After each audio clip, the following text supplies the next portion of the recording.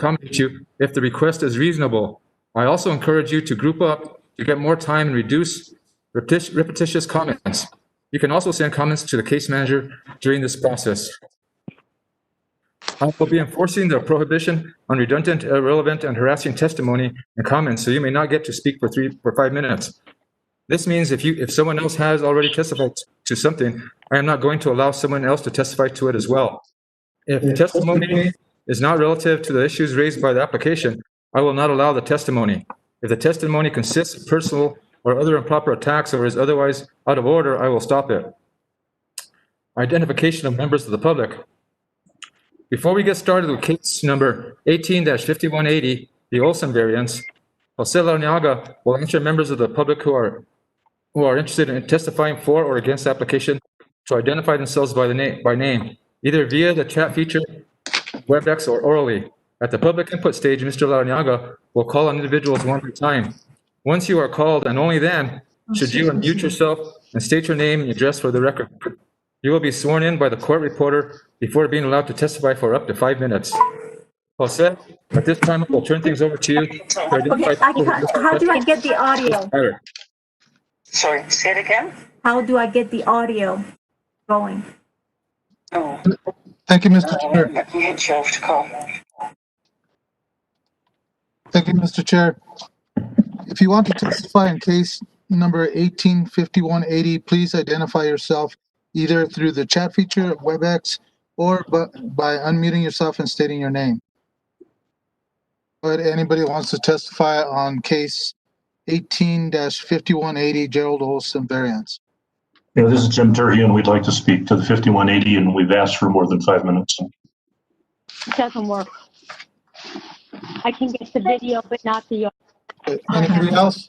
John, I've given my time to Mr. Terhune. I'm one of the residents concerned about the Olson variance, so I'd like to give my time to him. Okay. Anybody else? I'm Oh, I can't talk. and I will be speaking for 3.5 minutes, so you can have 1.5 minutes of my time. Okay, I'm sorry, I didn't get your name. Susan Kennedy Zeller, 71 Coyote Mountain Road. It's echoing really bad, and I still didn't get your name. I'm sorry. I'll give it to you. It's Susan Kennedy Zeller. Zeller? Zeller. Thank Part you. of the Coyote Mountain community. Anybody else?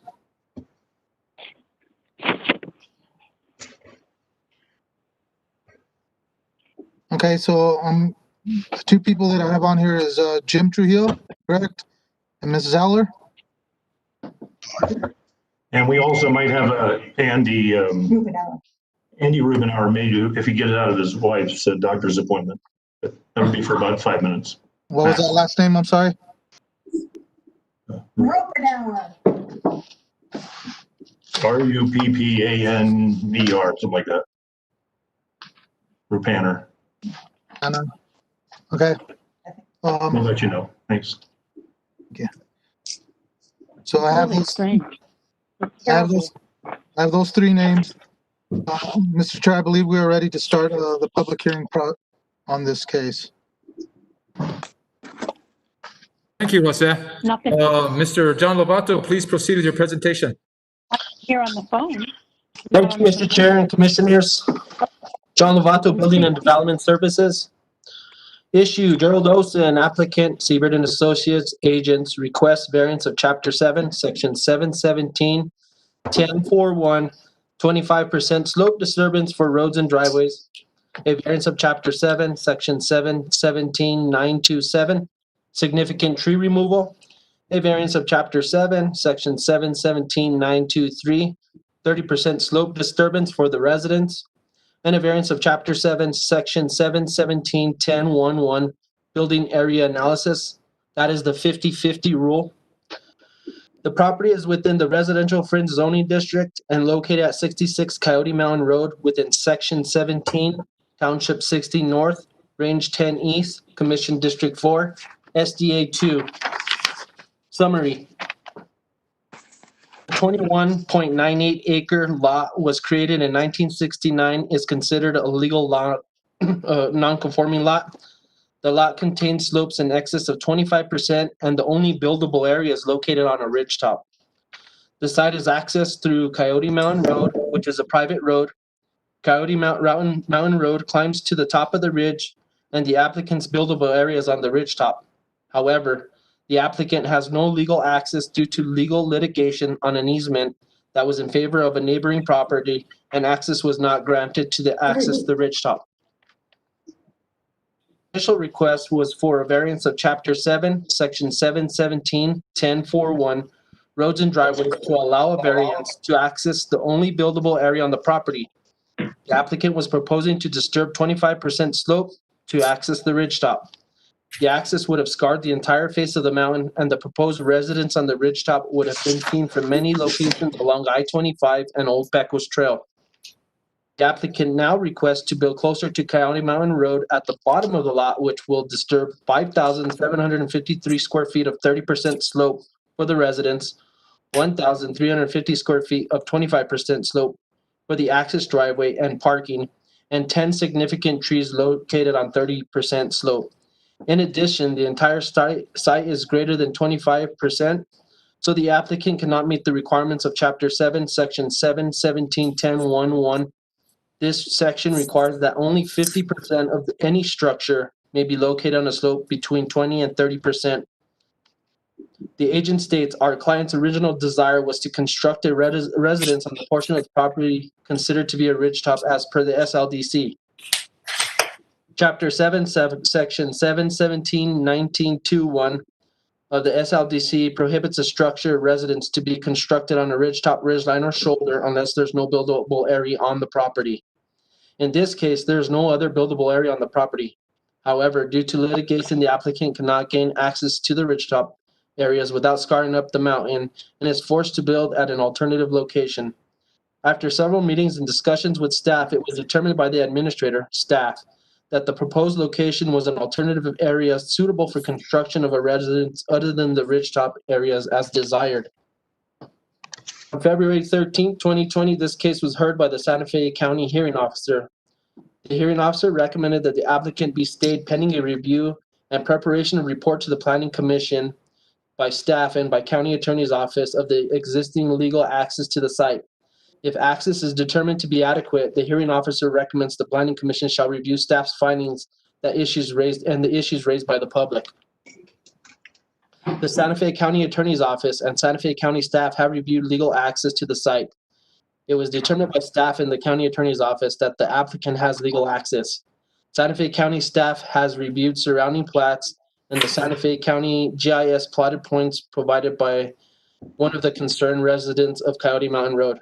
In both instances, it was determined there was a 40-foot easement on Coyote Mountain Road that encroaches onto the applicant's property, which provides legal access, and that is in Exhibit 12. At the February 13, 2020 hearing officer meeting, several members of the public testified on the application.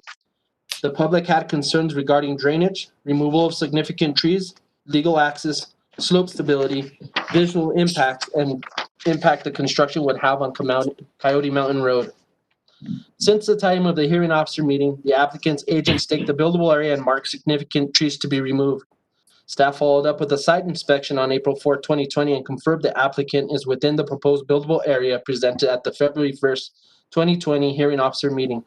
Staff confirmed that the amount of significant trees to be removed is accurate, and that is 10 significant trees on 30% slope. Chapter 7, 17, 10, 7 requires a screening plan for all development at 7,400-foot elevation. The applicant has provided a landscape screening plan and renderings of the residential structure. As a condition of approval, staff is requiring a grading and drainage plan and soils report to be submitted for county approval prior to a building permit issuance that will address drainage, erosion, and slope stability. The permit will not be issued until the county staff has verified that the grading and drainage plan has adequately addressed pre- and post-development for on-site drainage and that the soils are suitable for construction to ensure slope stability. As stated previously, county staff and the county's attorney office has determined that the applicant has legal access. The applicants have addressed the variance criteria, and staff has determined the applicants meet the criteria as contained in this memo. Hearing officer recommendation. On February 28, 2020, this case was heard by the Santa Fe County hearing officer. The hearing officer recommended the application be stayed pending a review and preparation of the report to the Planning Commission by staff in the county's attorney office of legal access to the site. If access is determined to be adequate, the hearing officer recommends the Planning Commission shall review the findings and issues raised by the public.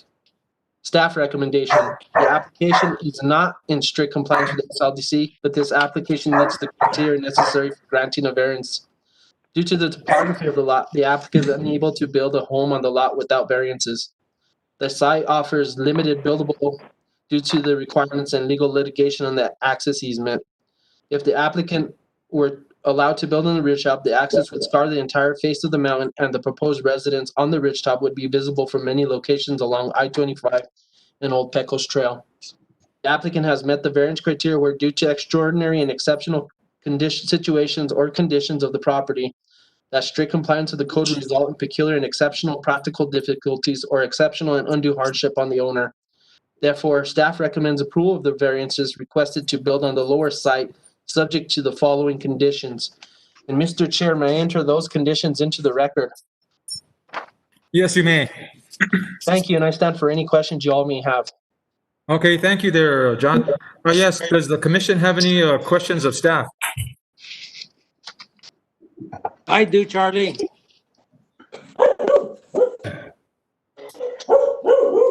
Charlie, could we have people mute their speakers if they're not talking so we don't have to listen to the dogs and the papers? Thank you. I agree. Thank you, Frank. Please mute your phone, your computers.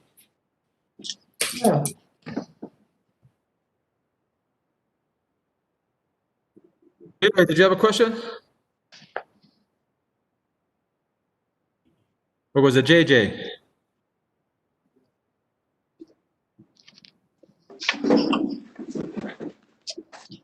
Hey, Yes, JJ, you there? Charlie. Yes, Did you have a question? yes, I had a question for John. Okay. You know, I was gonna say, you know, I'm concerned about the number of variances for this application. What would require fewer variances? Building at the top of the ridge stop or building at the alternate site?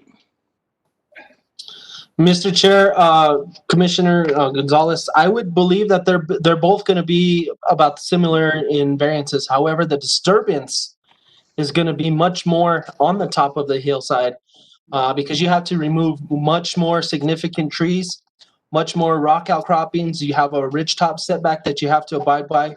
I don't believe they would meet the 50-50 rule. So, I mean, it's going to be in similarity to the request as it is right now. There is no other buildable area, and this is why staff has recommended this lower area. Because I'm kind of concerned because there's a lot of opposition to the building on this alternate site, and they do have a buildable area at top of the ridge. And I was wondering if they just decided to build it at the ridge top, that would appease a lot of the residents of Coyote Mountain Road. That's all my concern. Less opposition maybe to build at the very top, although it would scar the mountain a lot more. I just wonder if that was brought up with staff.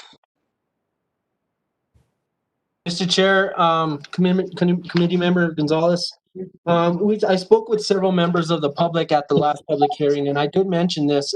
We try to work with the applicants on this, and you know, just the severity of the amount of scarring on that hillside was what was the determining factor of building closer down to the road. Would there be less opposition if they scarred the entire mountain instead of building at the bottom? That's all my concern. I don't like any of the alternate plans or scarring up the mountain. But, you know, they do have a legal lot in there. According to the county, they're allowed to build a house on that lot, even though it's 20 acres. So I'm just kind of concerned, what would be less controversial for everybody on Coyote Mountain Road? Has that been brought up? Mr. Chair, committee member Gonzalez, I am not sure. I mean, I don't know how would they would feel about, you know, being on the ridge top, but Maybe that's something they can address in their testimonies when they speak. Well, thank you very much. Charlie? Thank you, JJ. Those are good concerns, good questions. Any other questions from the commission? Yes, Charlie, I have. Steve? Frank, Frank, oh, I'm sorry, Frank. you Please, see when I raise my hand, does that feature of this work? next time I'll look. Okay. I think that JJ has focused directly on the crucial issue. It would be much, at least from what the neighbors have said, it would be much less adversive to them if there was not a house in that steeper place, but the house was built on the ridge top. It is within the power of some of the neighbors to make that happen by granting them the easement of the road that's already built. And to do that, they could engage in some negotiation as to where the house would be, what else, that nothing else would be done on that lot, so they wouldn't have to fear a larger development. It would just be a single house. But that's up to the neighbors to actually do. They have it within their power to make this, what I gather, less concerning to them, but they need to do it. We can't. The road up the hill on the property would be much worse than where they're planning on placing the house down at the very bottom there. Thank you. That's all I have. Thank you, Frank. Any other questions from the commission? Okay. I'll take the presentation from the applicant now, please.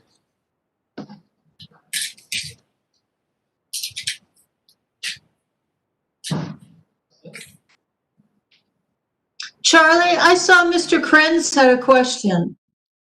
Oh, okay. Steve, do you have a question?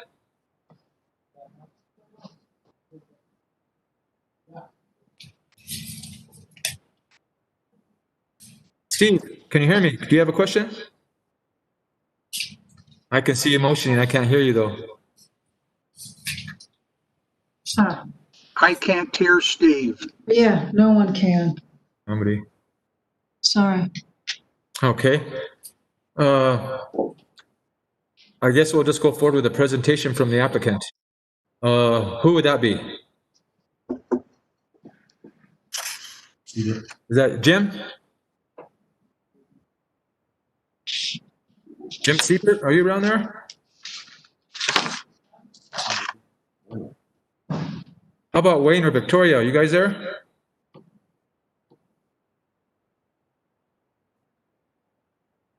I don't know what's going on here. I saw Wayne and Victoria, one of the applicants on the computer earlier. I haven't seen Jim Siebert. Victoria, there you go. Wayne.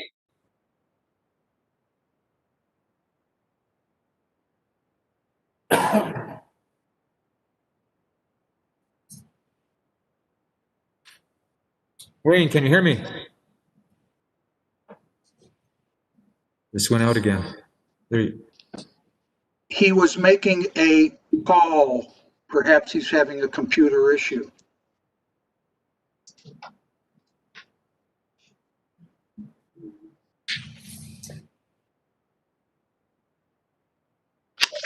Charlie, he's having some technical difficulties. This is just a big waste of time. Hello.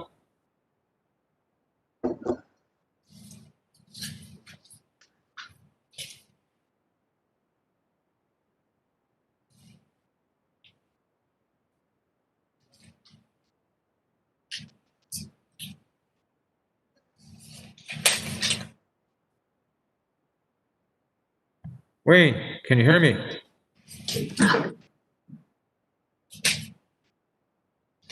It looks like I'm having some problems with the applicant.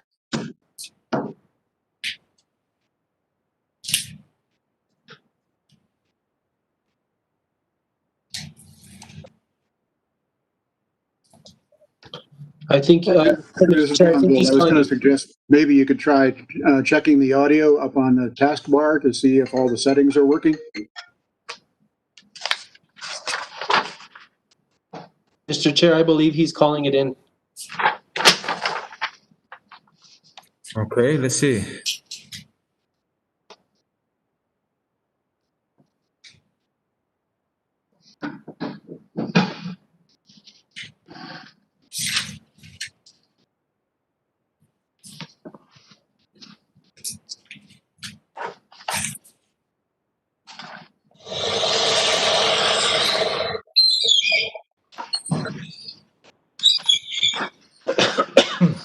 Hello.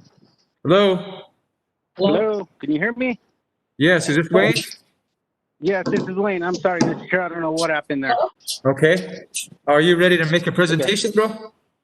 Yes, sir. Okay, proceed whenever you're ready.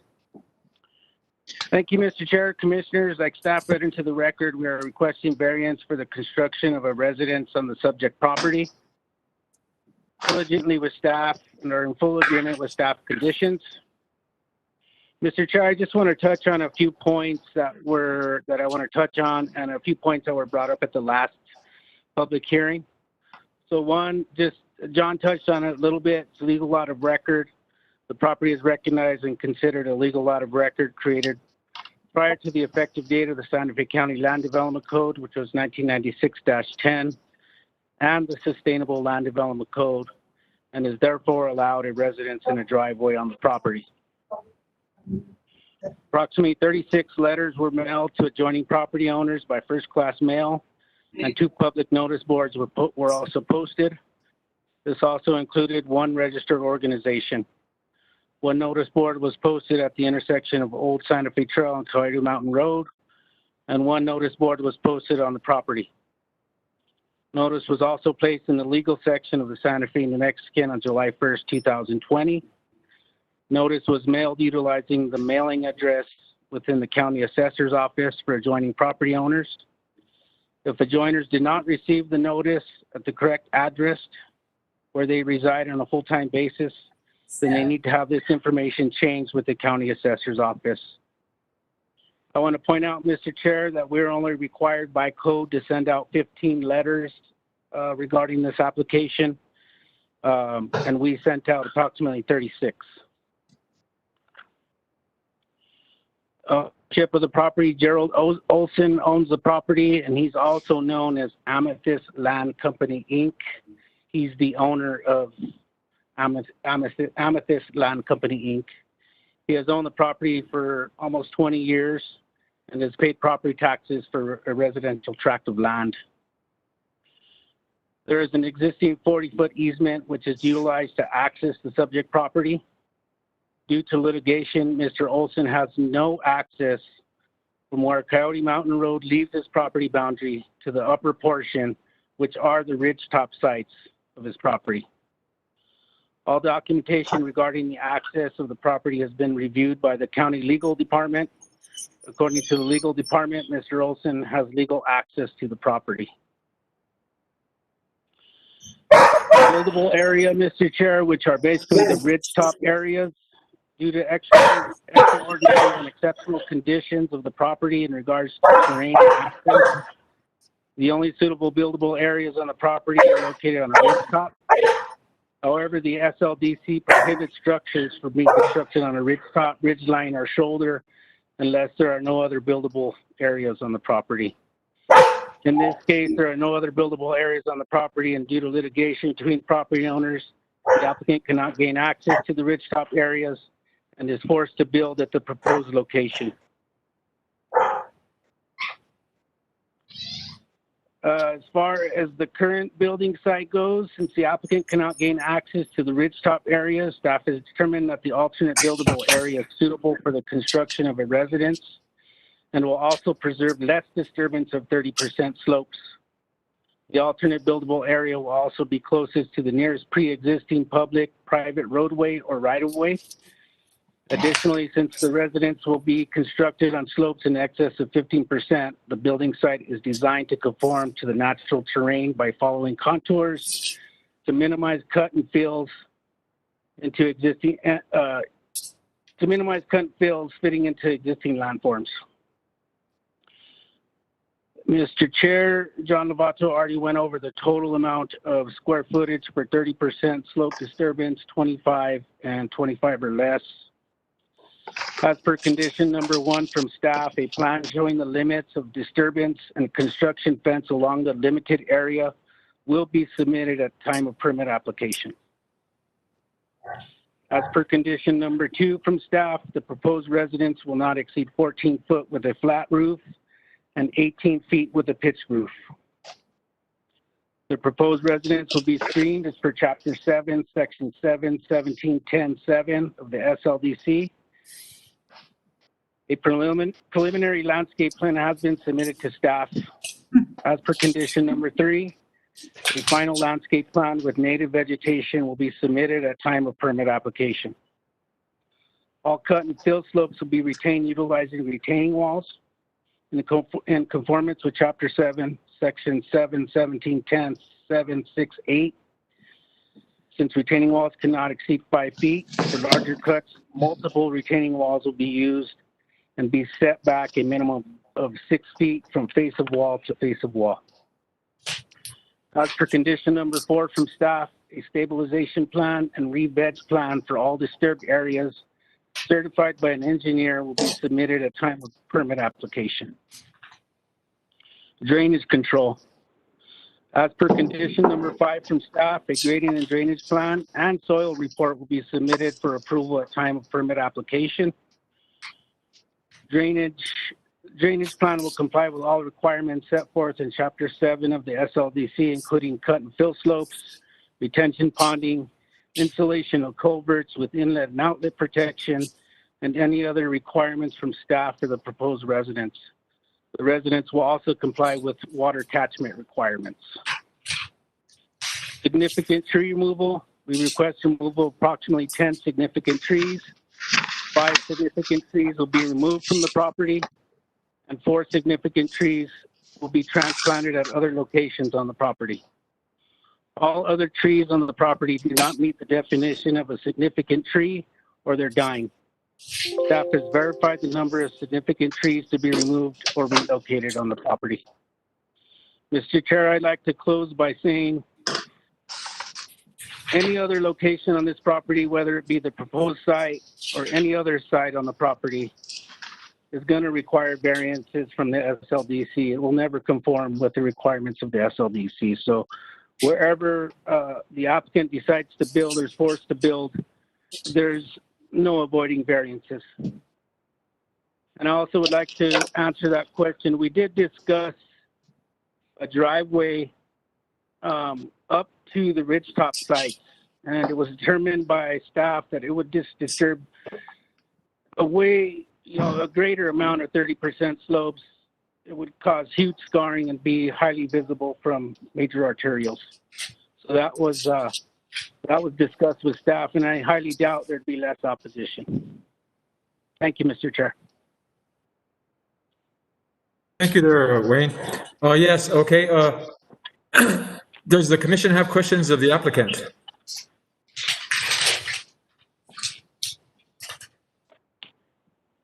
Any questions from the commission to the applicant? Wayne, I have one question. What is the total square footage of the house, the footprint?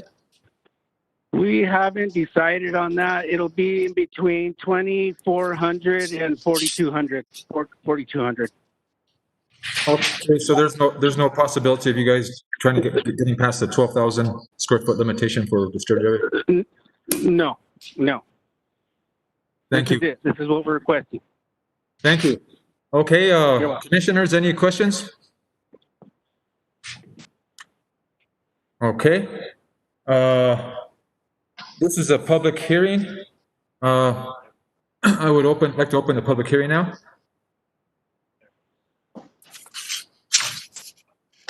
This is Jim Thurdian. We'd like to speak for the county, the Cody Mountain community.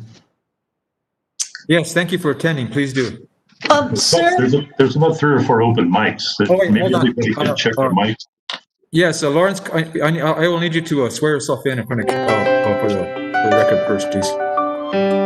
Sir, do you swear or affirm the testimony you're going to give is the truth? Yes. Thank you. And your name and address, please. Jim Terhune, 99 Coyote Mountain Road. Thank you. Could we ask for some of these mics to be muted? There's 3 or 4 that are still live. Yes, thank you, Jim. Go ahead and proceed, and please mute your mics. All right, so there'll be a few of us speaking. We did ask for some extra time. We've got about 15 people I represent, so we could easily make this 45 minutes, but I'd try to make it about 20 minutes if that's okay with you, sir. I guess my only question is that who did you request the time from? Vicky Lovato and John Lovato. John Lovato and Vicky Lucero. Lucero, yes, sir. Okay, thank you. Please proceed.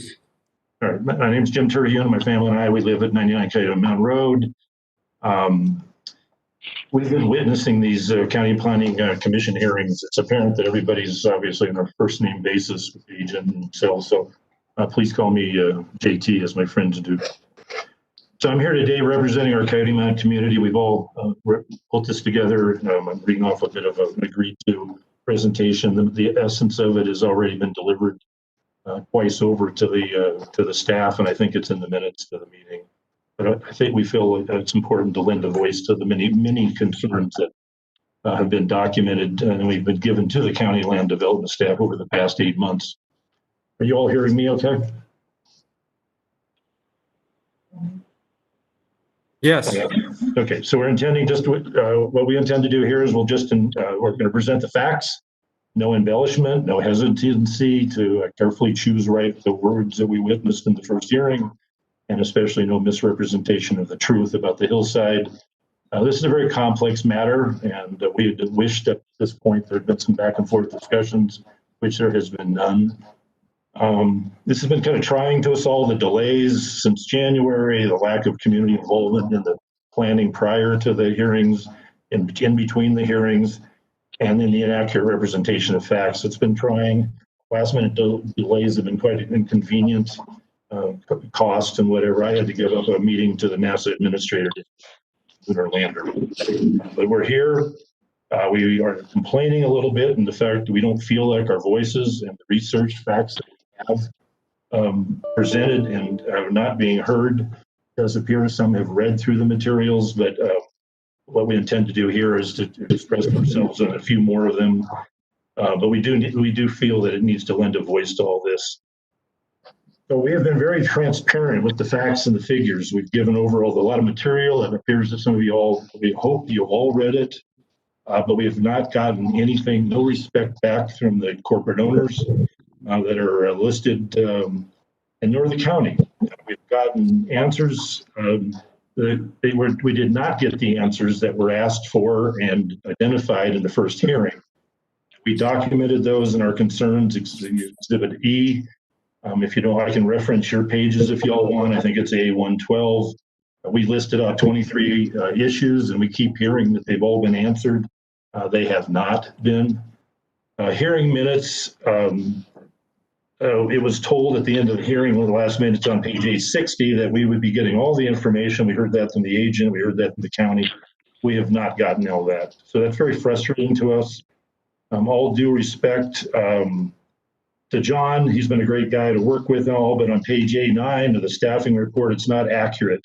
It's the capture of what the hearing officer agreed. And page 880 of your all paperwork, let me read exactly what the hearing officer wrote. And I quote, "The hearing officer recommends that the Planning Commission direct the county staff to prepare a supplemental staff report addressing the issues, not just some of them, but the issues raised by the public testimony and the hearing, and they were not addressed by the staff at the hearing, for which supplemental evidence is reasonably required." So the point of that would be that we thought, following this, we're not all county experts, but we thought in coming out of the first hearing that we would be getting a staff report that did discuss all of our issues, and we went to the trouble of documenting that. So We're proud residents of Santa Fe County. Unlike the county land developer, we feel that this is our duty to help the county land development office and this planning commission get the facts on the table. They're not on the table as of today. There are far more than 4 variances to the CGMP and the SLDC and issues that are not being considered, especially issues above SLDC 717.10, which you'll probably all know is above the 7,400 foot altitude. Legal boundaries. We've researched that. We've provided the data. There's an action. Page 2 of John's, with due respect to John's staff report, he says that answer is Exhibit 12. There's no proof in Exhibit 12. There's nothing in Exhibit 12 that discusses that. What bothers us is, I've got a background in mechanical engineering, nuclear physics, and I understand cadastral coordinates. These were sworn to in the New Mexico Supreme Court case by the developer. We plotted them twice over using GPS data, cadastral data, every imaginable formula that is respected in the world. And that road never touched that property. And it definitely doesn't touch it up top. So we've provided the details in Exhibit I, which is on your page A122. We don't understand how the county can point to something that doesn't exist and then say that that road does touch that property. So we just asked for that. We would like to see that analysis. It was nice to hear the applicant finally admitted something about the 5-foot walls. So I'm sure you're aware of SLDC 7.17.10.7.8, which is the 5-foot wall limit and 6-foot setback. When we researched the Google maps, the pictures that were shown, the topos that were provided, what they're not showing is the 5-foot wall to meet up with the extent of the upslope is going to require a number of 6-foot setbacks. So if you have 3 5-foot wall, well, you're actually probably going to need 4 5-foot walls. That's about 24 to 25 foot setback. Well, aren't those trees that are going to be part of that setback? They should be counted. And so I've done the analysis and calculations. That's about a 12,000 square foot impact when you take into account what you have to do to overcome the hillside on the north side. And the topo shows that, and the pictures that have been presented in what we've been able to find don't show that hillside being as dramatic as it is, but the topo is clear. The Google's clear. So I don't think they're taking into account the fact that they've got to hold back 21 feet. So the bottom line is the north side of that driveway, that dirt today is 21 foot higher than the proposed driveway. So how does one get away with not having to do 5-foot walls, 6 foot back enough? That's taking out trees. So bottom line, that equates to far more than 7,103 square feet. I calculated more to be on a downhill side and the uphill side. It's more like 12,000 square feet.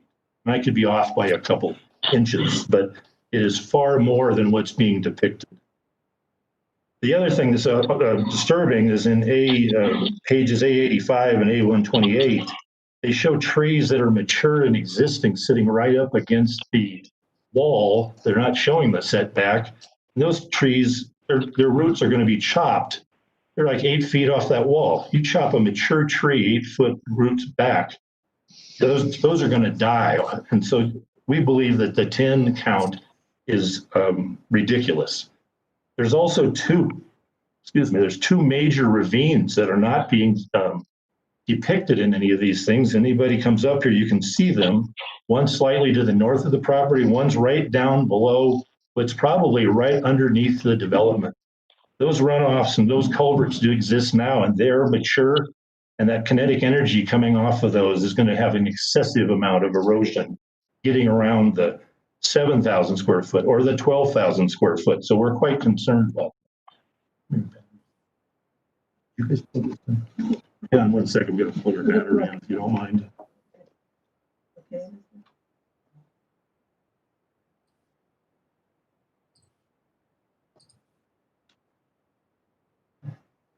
Is this thing turned on?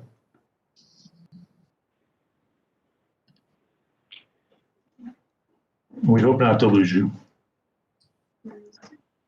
Just plug it into the wall. Pick this up. This one? It's easier for us to put a man and woman.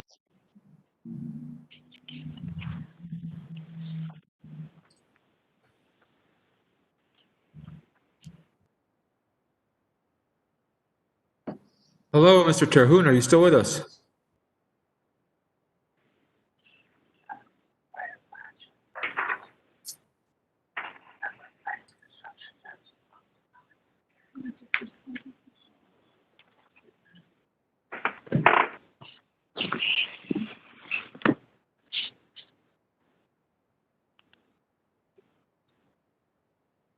Hello, Mr. Terhune, are you still with us?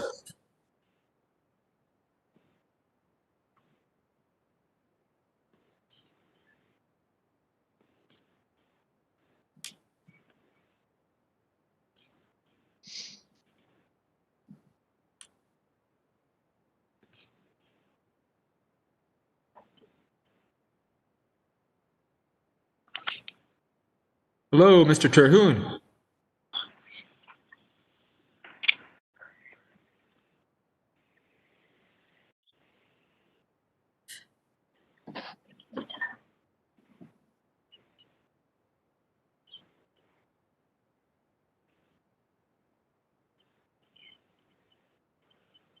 Mr. Terhune, are you there?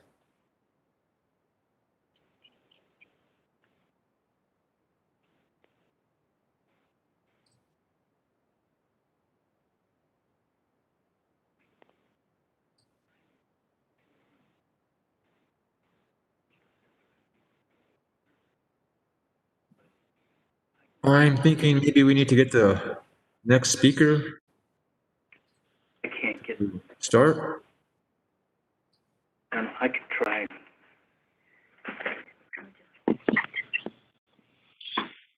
Try. Hello.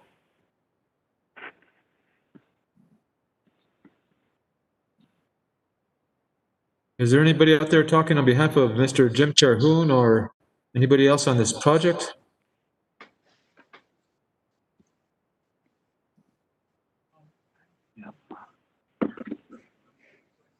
Can you hear us? Yes. So sorry. Is this you, Jim? Yes, sir. Oh, yes. Okay, please continue to proceed. All right, so then I believe we were, let me turn the mic. All right, there's a lot of echo going on here. I don't think it's our end.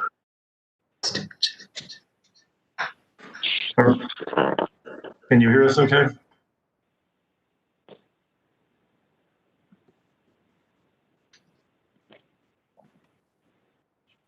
We can hear you, Ken. Please proceed. Try it again. All right, let's there's a lot of echo, but if you can hear me, that's fine. So the other thing that's very bothersome is the concern of public safety. We have no idea how the county emergency agency is going to approve this variance. That road is so narrow below and above this location. How are they going to guarantee that we can get a fire engine or the police up or down or ambulances while they are digging the initial part of the driveway or when the truck is arriving with lumber? I'll be the heck with it if county's going to agree that we can come up with some way that we have to call the construction group ahead of time. So this doesn't appear to be very safe from a county perspective to agree and to allow this kind of construction on this narrow of a road. But we don't believe that the fire department nor the police have actually weighed in on this. Well,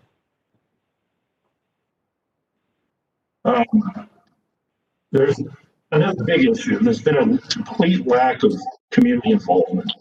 There's 3 points to make. Because up to the first hearing, the applicant worked very closely with county staff, not our community. are not abiding to SGMP 14211, SLDC 444, SLDC 448. And the applicant has provided little in writing or any accurate details each and out, including this meeting, in our opinion. That's it. And I feel like we've been lied to. SLDC 444 states a pre-application neighborhood meeting shall be conducted. Two qualifying instances in table 4.1 say as needed. If there was ever a case where community involvement should have been, could have been, and still needs to be, is this case. How is the public able to prepare to get performed without any advanced answers to any of our questions? And again, we've had many. Let me just go through those, and then if I got a little bit more time, what concerns us as well is that there's far more. First off, there is no legal access to the upper property. There wasn't even that when there was litigation, so that's always been wrongly stated. The Supreme Court proved that after the lawsuit. And we do believe strongly that that lower access misses that property legally by 4 feet and by some current and active surveys that have been done by the corporate owners and of the neighboring properties. That property does not touch that road. And so there's a big issue between how can 3 properties be accurate, one be wrong, and be suddenly the one that's the right. So based on the provided details not included, there are at least 24 or 25 more SLDC and SGME code violations. And so the lack of involvement, the walls, removal of the tree count is completely erroneous. The deep ravines, the size of the area, the driveway standard isn't even met. So I don't know how we can agree to even be talking about simply 4 issues. Archaeological concerns. We're 1.5 miles away from a pueblo and 13 miles away from the Civil War. And supposedly we don't have to follow SGMP 5311, SLDC 716.1 and 5. There was never a visual impact white story pole. So a lot of things have not been met based on all the work in the 770 pages of the SLDC. So the errors that have been very misleading is the undue hardship on the owner. I think we kind of heard it was cutting out quite a bit because of all the open mics, but I mean, currently the county records show it to be a very old owner. So I'm not sure how one could say that the county records are right when it comes to property, but it's wrong when it comes to what's documented as who owns the property. The 10 significant trees is being treated as kind of blasé. The requirement is 0 trees at 30%. How can 10 be considered acceptable on a 40%? And as we said, the setback, I believe the setback, you're talking more like 30 to 40 trees. So you can draw that all we want. We had a drone, saw some drone footage. What was painted on the ground is not what is shown in the topo. So whoever drew the lines and figured out there's 10 trees, the topo doesn't even show that. So we're not sure how we're protecting the land is based on the issues. The litigation continues to be misrepresented. That land misses that property by 60 feet. And we already talked about the 12,000 square feet. We're not idiots. So please, 5 quotes that are kind of BS and 4 variances seem to really hard for us to swallow. And I think the setbacks are completely being misrepresented. We've talked about that. And what we would like to do is slow this process down, get involved with it to see if we've got all the variances covered.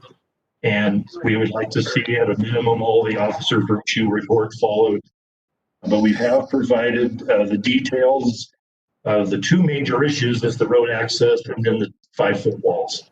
So if I can take the cadastral definitions, the Vicente formula, and the WGS 84 standards, and I plot it twice over, that road does not touch that land, and we have no idea how the county can point to some exhibit that doesn't answer the question. We would like to see some surveys done, and we would like to see some analysis that we could have a decent chance. We're the paying county community. So 2 more pages, but we had a break up there. I apologize for that. If there's any questions that we can answer, we'd be very happy to. We do have 2 more speakers that would like to speak, I believe, and then however you want to handle that, sir.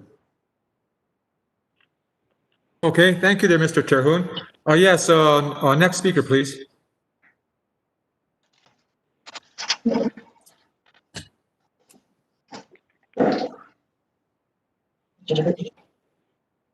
Okay, Please state your name for the record, your name and address for the record. Susan Kennedy Zeller, 71 Coyote Mountain Road. Thank you. Okay, No, Ms. Zeller, may I swear you in, please? you sure can. Do you swear or affirm the testimony you're giving is the truth? Yes. Thank you. Are you ready? Thank you. Yes. Please proceed. Okay, I will be shorter, however. The private Coyote Mountain roadway, which is signed no trespassing, runs up the mountain to the top. My property number 71 starts in the security gate along the roadway edge, around the left curve next to the proposed construction property of 66 Coyote Mountain Road. My property then continues further up the roadway to the next large curve. All of this roadway is totally 100% owned by myself, owner of number 71. I do give right of way to all the Coyote Mountain, that portion of the roadway for their own passage, for visitors to their homes, for proper service vehicles like propane deliveries and other firms to repair their homes. However, the operative word is roadway, not parking lot. Therefore, no construction materials can ever be stored along the roadway. No construction vehicles, private or company owned, may be parked along it. No storage sheds or platforms of any type may be constructed using the side of the roadway, either the eastern land side nor hanging over the mountain berm side. The operative word of my roadway is roadway. That means movement, not parking at any time. Removal of native trees. I understand that the county requested boundary staking done by the applicant's agents, where I was not requested access to my property. They indicated various trees that will be eliminated. The tree count was higher than expressed in the variance request. Frankly, I am also a horticulturist and run a horticultural library. Pinyon pine can be removed successfully and replanted, but it's not a horticultural success story. They can be transplanted, but an owner has to take vigilant care for proper irrigation at the time of transplant. They grow quite slowly, with crowns as wide as the tree is tall. So a 6 to 7 feet of growth can take 60 years or more. You know it is the state tree of New Mexico. A tree that appears stubby on the landscape is actually quite mature. Therefore, the removal of any of these trees endangers the retention of the soil on the hillside. And of course, the pinyon pines are food for all the wildlife in the area.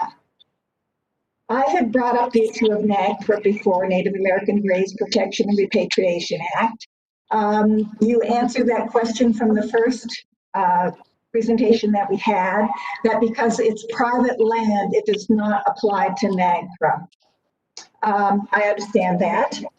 Frankly, is should any human remains be found and you have approved that they can build there, I am then making that rash assumption that Santa Fe has a legal process that handles human remains found on a construction site. Residential water. in the plans that we were given of perhaps a proposed house, they don't mention where it plans to get its water. It's certainly not going to be getting its water for the house from our community well, because our community well is full up. Stormwater runoff. What contingency plans have been made during and after construction, if you end up approving this construction, to control the stormwater runoff along the roadway culverts of Coyote Mountain Road? There's been no mention of this in the planning and construction phase. There's been no mention of continued commitment to control water runoff from the developer or any subsequent owner. The next two issues intertwine with each other. There is a security gate across the road, and it's across the road for a very good reason, because people love to climb the mountain as if it's the bear went over the mountain and see what they can see. We have put in a security gate and roadway damage. What plans have been made to maintain our security gate if you determine that this construction can be done? If the gate breaks, and who's going to repair it? Who's going to repair our fragile dirt roadway on both sides of the road, the upside and the downside? The present developer does have a code to go in and out, because we gave him that as a kindness. But so far, he's never contributed to maintaining the security gate or any of the roadway through the gate and up and around by the property that he owns. Which brings me to the last point, general security. If you approve construction, I have extreme concerns about the construction itself. It is totally common knowledge that construction sites are rife with theft and mismanagement. How's security going to be handled? There's no mention of security provided for those of us who are living along the road. Already the county sent agents to review the proposed building lot, and frankly, they walked over my property without asking my permission. Now that's good? I don't think so. This does not seem proper, nor does it give me assurances that any property development, if you approve it, will secure the safety of the homes and our persons.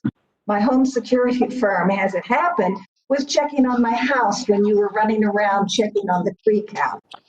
And he called me, very alarmed as to what was happening, because people were walking all over the property. And as it happened, Mr. Lovato called me after that to tell me what was going on. I had requested to know in advance. Mr. Lovato has normally been very good communicating with us, so I can only assume that the people who decided to count jumped the gun and went there in advance. So I thank you for consideration of these serious issues involving any potential improvements for construction on this parcel. Look, I understand a developer owns some land, they want to construct something, but I firmly believe the rights of the existing tax-paying community, both personal and property, who are living in Santa Fe County, should actually be the first priority of Santa Fe County. Okay. Any questions for me? Okay, thank you very much. Let's move to the next speaker, please. Please swear yourself in. Hello, my name is Elizabeth. And I just have one more point, but I would like to give my time to Jim Turhan to present for me. Thank you. Okay. I just got one more thing that was pointed out to me. Proceed? Yes. Well, the one thing I would like to, this is a 5-minute or so. I didn't bring it up is Exhibit I. Our Exhibit I is on page A122. How can the county think that the lines that we've represented come right off of their page? And it does show erroneously that it crosses over the curve of that lower axis. I believe somewhere the county's trying to point to something that has a similar depiction of the lines of the 21 acres, but I clearly in Exhibit I took exactly the website page from the county website, and I drew in the lines, and I pointed out there's 5 major areas of error. And then the website itself says for reference only, not considered survey data. We respect that. So I'm not sure why we're using that as the depiction of legal boundary. But if you get a chance to look at that, it's very well pointed out that there's errors. There's 5 major errors on that page that show the county lines are completely afoul, and especially for the 21 acres that we're speaking of. But if you get a chance to look at Exhibit I on page 122, it brings to question any line that the county is showing. And again, if we could get some surveys. The other thing that was brought to my attention was our Exhibit L. And I can make 1 minute, I can make this point.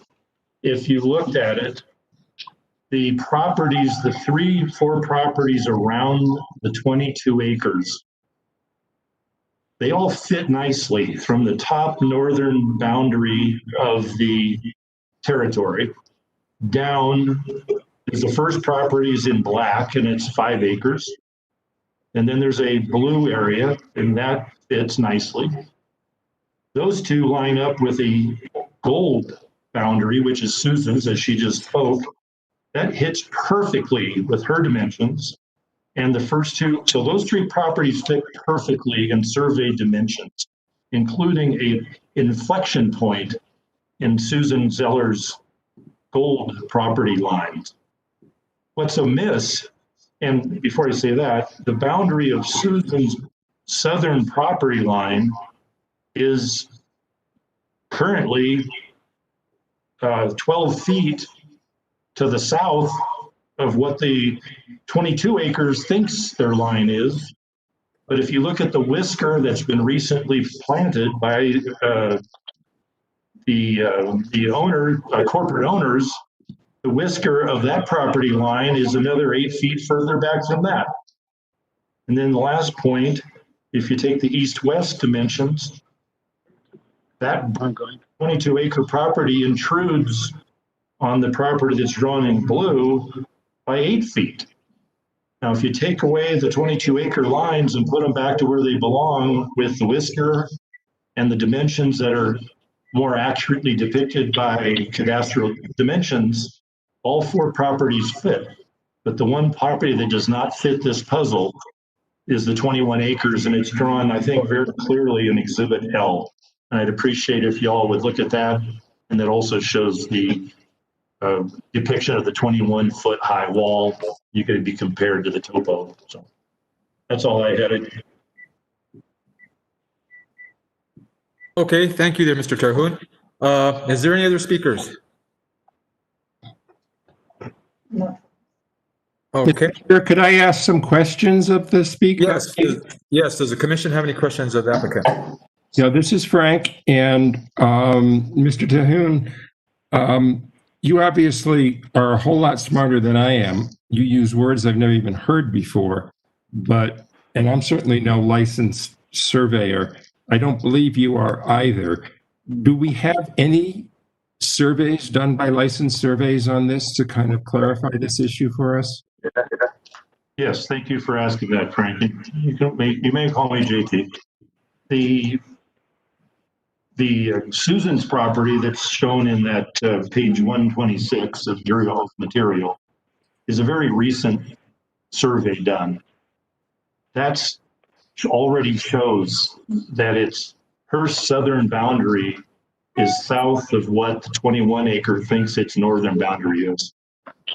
Second point of that is the whisker that has been planted, and we contacted the Dawson, the group that planted it, said that is the northern, and that's a very recent survey, Frank, and that shows it to be 16 feet back from the roadway. So the whisker is recent, and Susan's depicted in gold. Her lands are recent.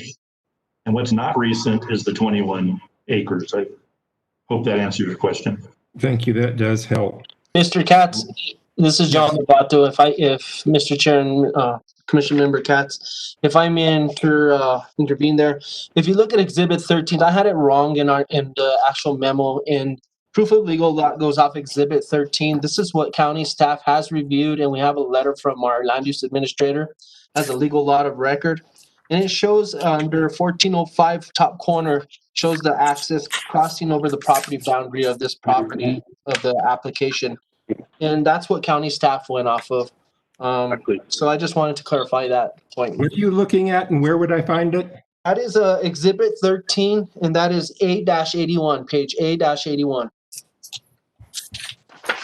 Are we allowed to discuss this or to answer the question?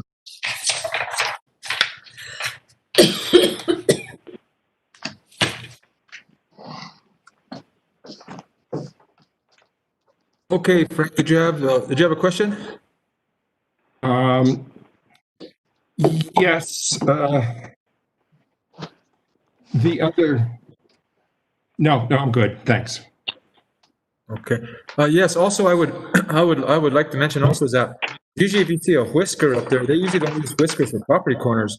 If the surveyor is going to stick out some property corners, there should be some property corners. The actual property corners are not whiskers. Whiskers are more for like temporary staking. Okay. Any other questions from the commissioners? If you would, yes. Can I ask another one? Sure. And because what that page 81, A81 shows a survey that shows the road on the survey. Why isn't that determinative? It doesn't show the road. Doesn't show the road. Who are you asking about it, Frank? You, JT. So if you were to take that dimensions, they can draw out with a Crayola crayon. They can draw out with whatever. If you take those dimensions that are on that sheet, and those are the cadastral dimensions that you put into the Vicente formula, that drawing is wrong. If you take those lines that represents, and you go look at our page 126, you will see that the center line of the road and that boundary line never touch.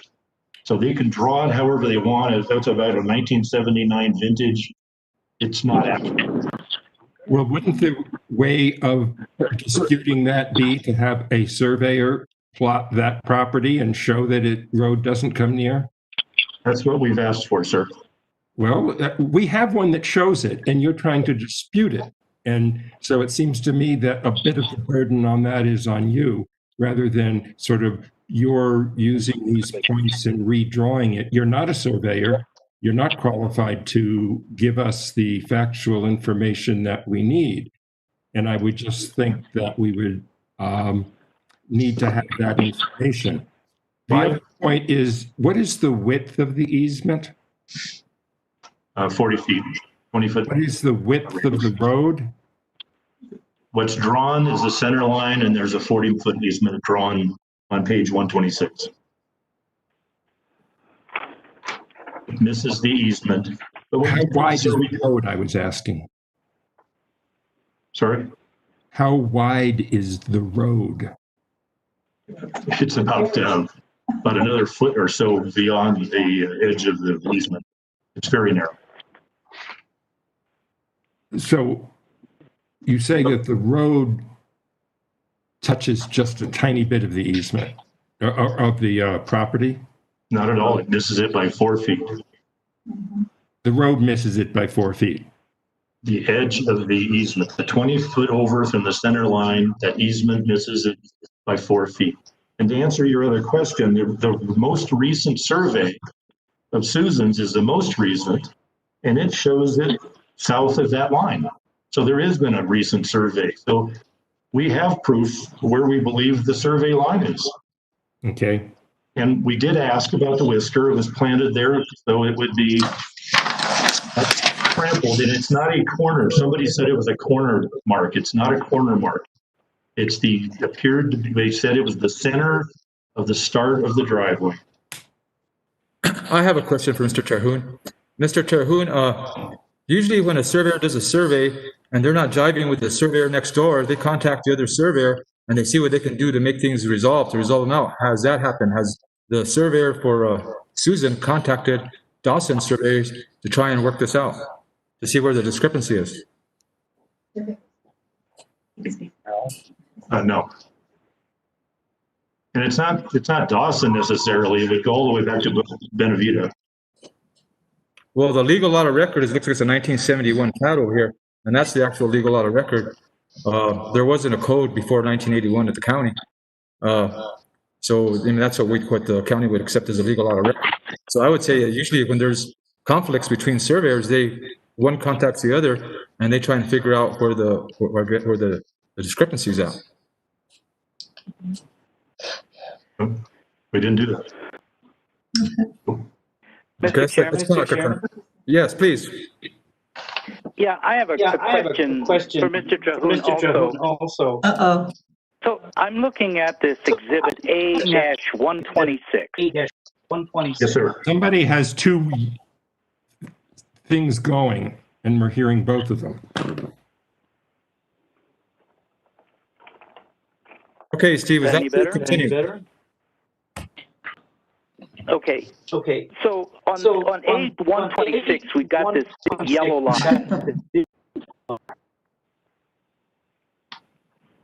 Right? We have the yellow line? Right, we have yellow line. Is that supposedly the center line of the easement?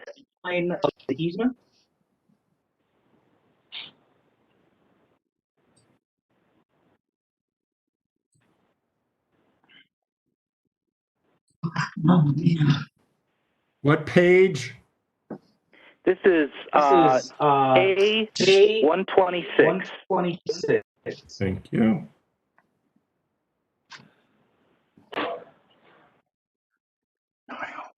What a mess. What a mess.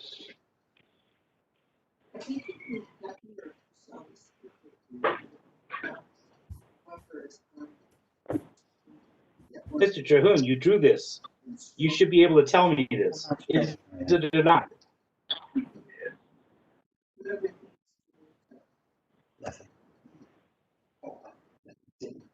Okay, what's the question out there?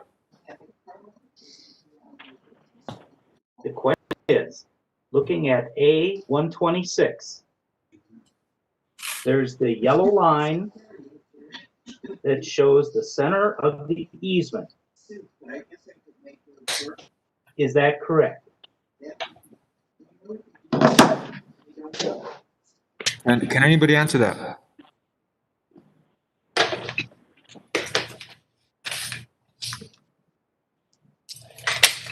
Mr. Chair, Commissioner Krantz, I don't think that's the center line. I think the way the assessors marks that, when they usually hatch a road out, and it's not always accurate with the roadway, but they put a name on it, and I think that's what you're looking at. If that helps any. So do we No, that's not true. This is out of hand. I was trying to answer, but was my mute, am I being heard? Oh. Yes. Yes. Thank you for bringing up page 126. The yellow solid line is the legal dimensions of the center line of the road. The easement is 20 foot to the sides of that, drawn as shown. That's what's in the official legal definition of the road, and it's what's on that other page if one follows the cadastral dimensions, and you end up with that location. Most important about that So if that's is the white line is also in the same vein, is the legal dimension of the edge of the 21 acres. It misses it by 4.1 feet legally. Just hold on a second. Holding on. Okay. So the yellow line is the center of the easement. and we can see the road. So essentially, the road is not anywhere near where the easement is in this portion.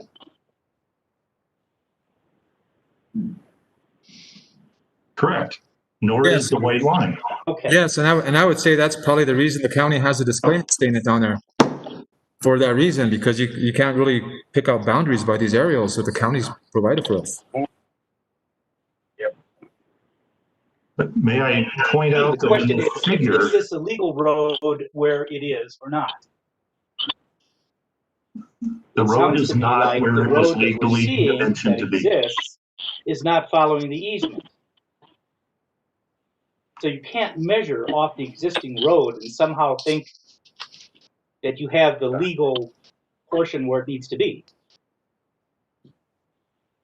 But you have the orange line or the gold line, which is the survey of the Susan's property, which matches the blue down below. So how is it that the white line is to the north of Susan's boundary?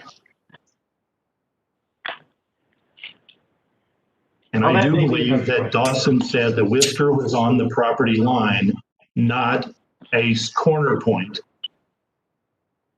We can only provide the facts we see. And who put this whisker there?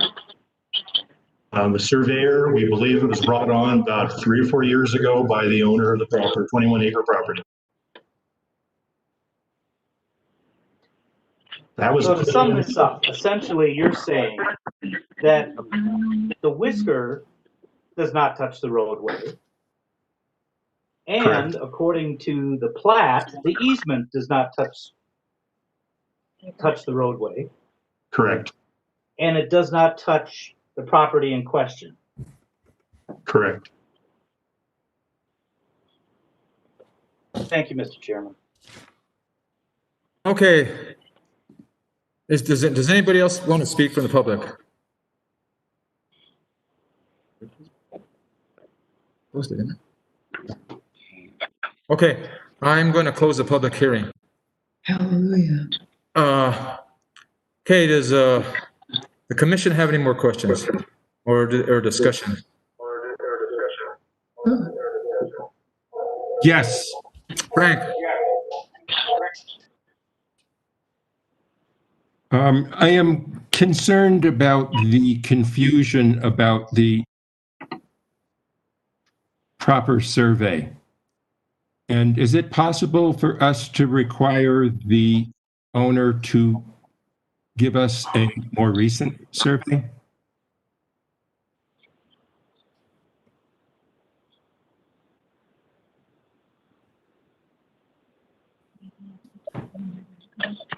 Mr. Chair, Mr. Chair, Commissioner Mr. Chair, Katz, this is Wayne.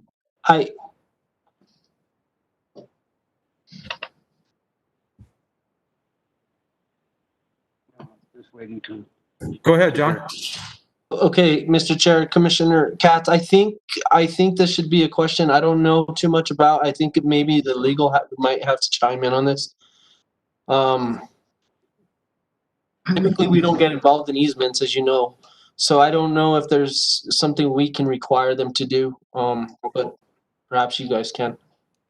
It's the survey I want, not the easement.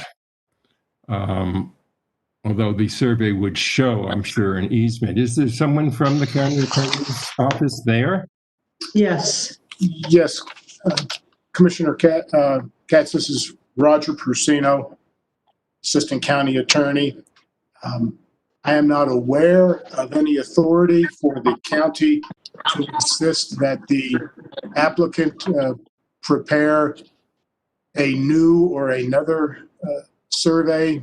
As you've already brought to our attention, there is a survey, a recorded survey done by a professional surveyor that reflects adequate access, and the applicant is relying on that, and I'm not aware of any basis for not permitting that reliance and requiring another survey. Are you not at all concerned about the points that Mr. Terhune has raised? Well, I wish those I wish there was consistency in the points that are being raised, but without a different survey that specifically reflects the discrepancy, and without testimony from a surveyor about that discrepancy. Isn't that something we want? Isn't that something that we can ask the applicant to satisfy us on? I mean, they don't have to do a whole fancy survey of the whole property, all 20 acres, and go over the mountain and down the other side. They really know where they need to focus. I think that's a good idea. I think the property owner, he could at least, if anything, at least survey a portion of his property and do the portion alongside the road. That way he can pick up the edge of the road, the center line of the road, and you can actually see exactly where the road is in this picture. I mean, I understand that we have the old survey, and I am too ignorant to appreciate what Mr. Tahune has pointed out about all of his points and moving everything around and all of that. But it does, at least in my mind, raise the question that I think needs to be answered.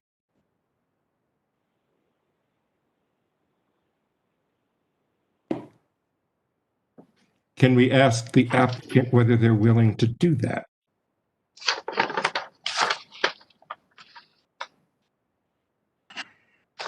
Wayne, Victoria, are you still with us? Mr. Chair, yes, this is Wayne. Can you hear me, Mr. Chair? Yes, please speak to us. Well, if that's the decision of the planning commission, then, it's going to have to be okay with our applicant, with our client. We're strictly going off the information, that everyone's been discussing, Exhibit 13, which is a legal document recorded with the county in 1983 and signed by the surveyor in 1979. So that's where all our measurements are coming from. And that is a legal document. I guess so, if it is a decision of the planning commission for us to do a survey, then that's what we need to do. I guess it's my suggestion that it would be a really good idea. I mean, even should the planning commission go with your applicant and grant all these variances, we are not the Supreme Court, sad to say. And this will go further. And let's not waste everybody's time, and let's try to get the right answer to this now. I mean, there are other issues. I understand that, and that may affect it, but I think this is the most serious issue.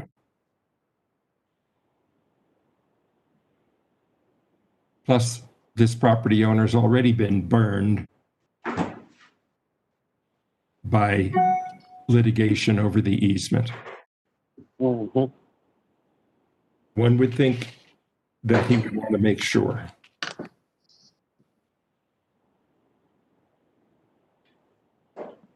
Okay, based on those statements, what's the pleasure of the commission? I would move that we postpone for a licensed surveyor to give us the proper line portion of this property, the north portion near where the road comes, either goes onto the property or doesn't go onto the property. That's the question. And I would second that. I would just like to add on that whoever does a survey, they show all the information that we need, like edge of road, center line of road. We need to know those areas so we can do a review on this. I believe that that's the most logical thing to do is get another survey. Being that said, I think, Frank, did you make a motion there? I did. And I second it. I'll second that motion, Frank. Okay, all in favor, say aye. Aye. Aye. All opposed? Okay. So, Wayne, you guys know what you got to do, all right? Thank you, Mr. Chair. Thank you. Okay, let's go to the next case.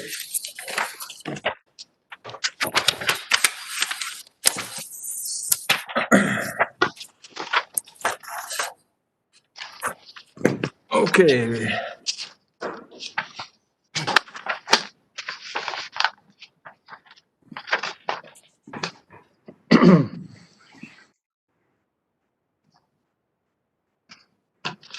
Okay, case number 20-5000, Mark and Jack Elvinger variances.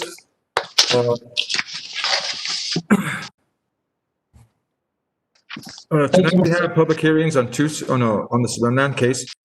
The rules for public hearings are the same, but I will go over them again.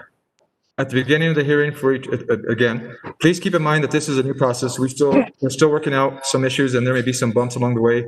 We would greatly appreciate your patience as we go through the process. With that said, I will go over the order of presentation. The order of presentations for each case is as follows. First will be staff's presentation. Second will be the applicant's presentation. Third, members of the public will be allowed to testify for or against the application. Commission members may ask questions at each stage of the case. Cross-examination, the county's rules of order allow a party to cross-examine or question a witness. If the applicant wishes to cross-examine or ask questions of county staff or any member of the public, the applicant must notify the chair before the staff member or member of the public is excused. Failure to do so means the right to cross-examination with regard to staff or the particular member of the public is waived. Limits on public testimony. Members of the public will generally be allowed no more than 5 minutes to speak. Please be focused and time your presentation accordingly. You will be muted after 5 minutes. If you believe you will need more time for your concerns or comments, please let me know and I will attempt to accommodate you if the request is reasonable. I also encourage you to group up to get more time and reduce repetitious comments. You can also send comments to the case manager during this process. I will be enforcing a prohibition on redundant, irrelevant, and harassing testimony and comments, so you may not get to speak for 5 minutes. This means if someone else has already testified to do something, I am not going to allow someone else to testify to it as well. If testimony is not relevant to the issues raised by the application, I will not allow the testimony. If the testimony consists of personal or other improper attacks or is otherwise out of order, I will stop it. Before we get started with case number 25,000, Elvinger variances, Cesar Larrañaga will ask members of the public who are interested in testifying for or against the application to identify themselves by name, either via the chat feature of WebEx or orally. At the public input stage, Mr. Larrañaga will call on individuals one at a time. Once you are called, and only then, should you unmute yourself and state your name and address for the record.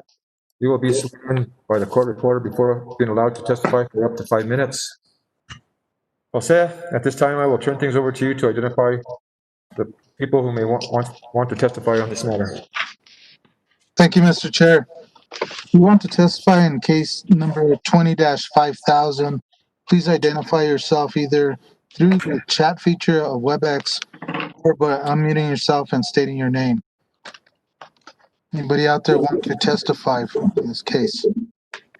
Yes, my name is John Bolt. You can see me there on WebEx. Thank you, Mr. Bolt. Anybody else want to testify on this?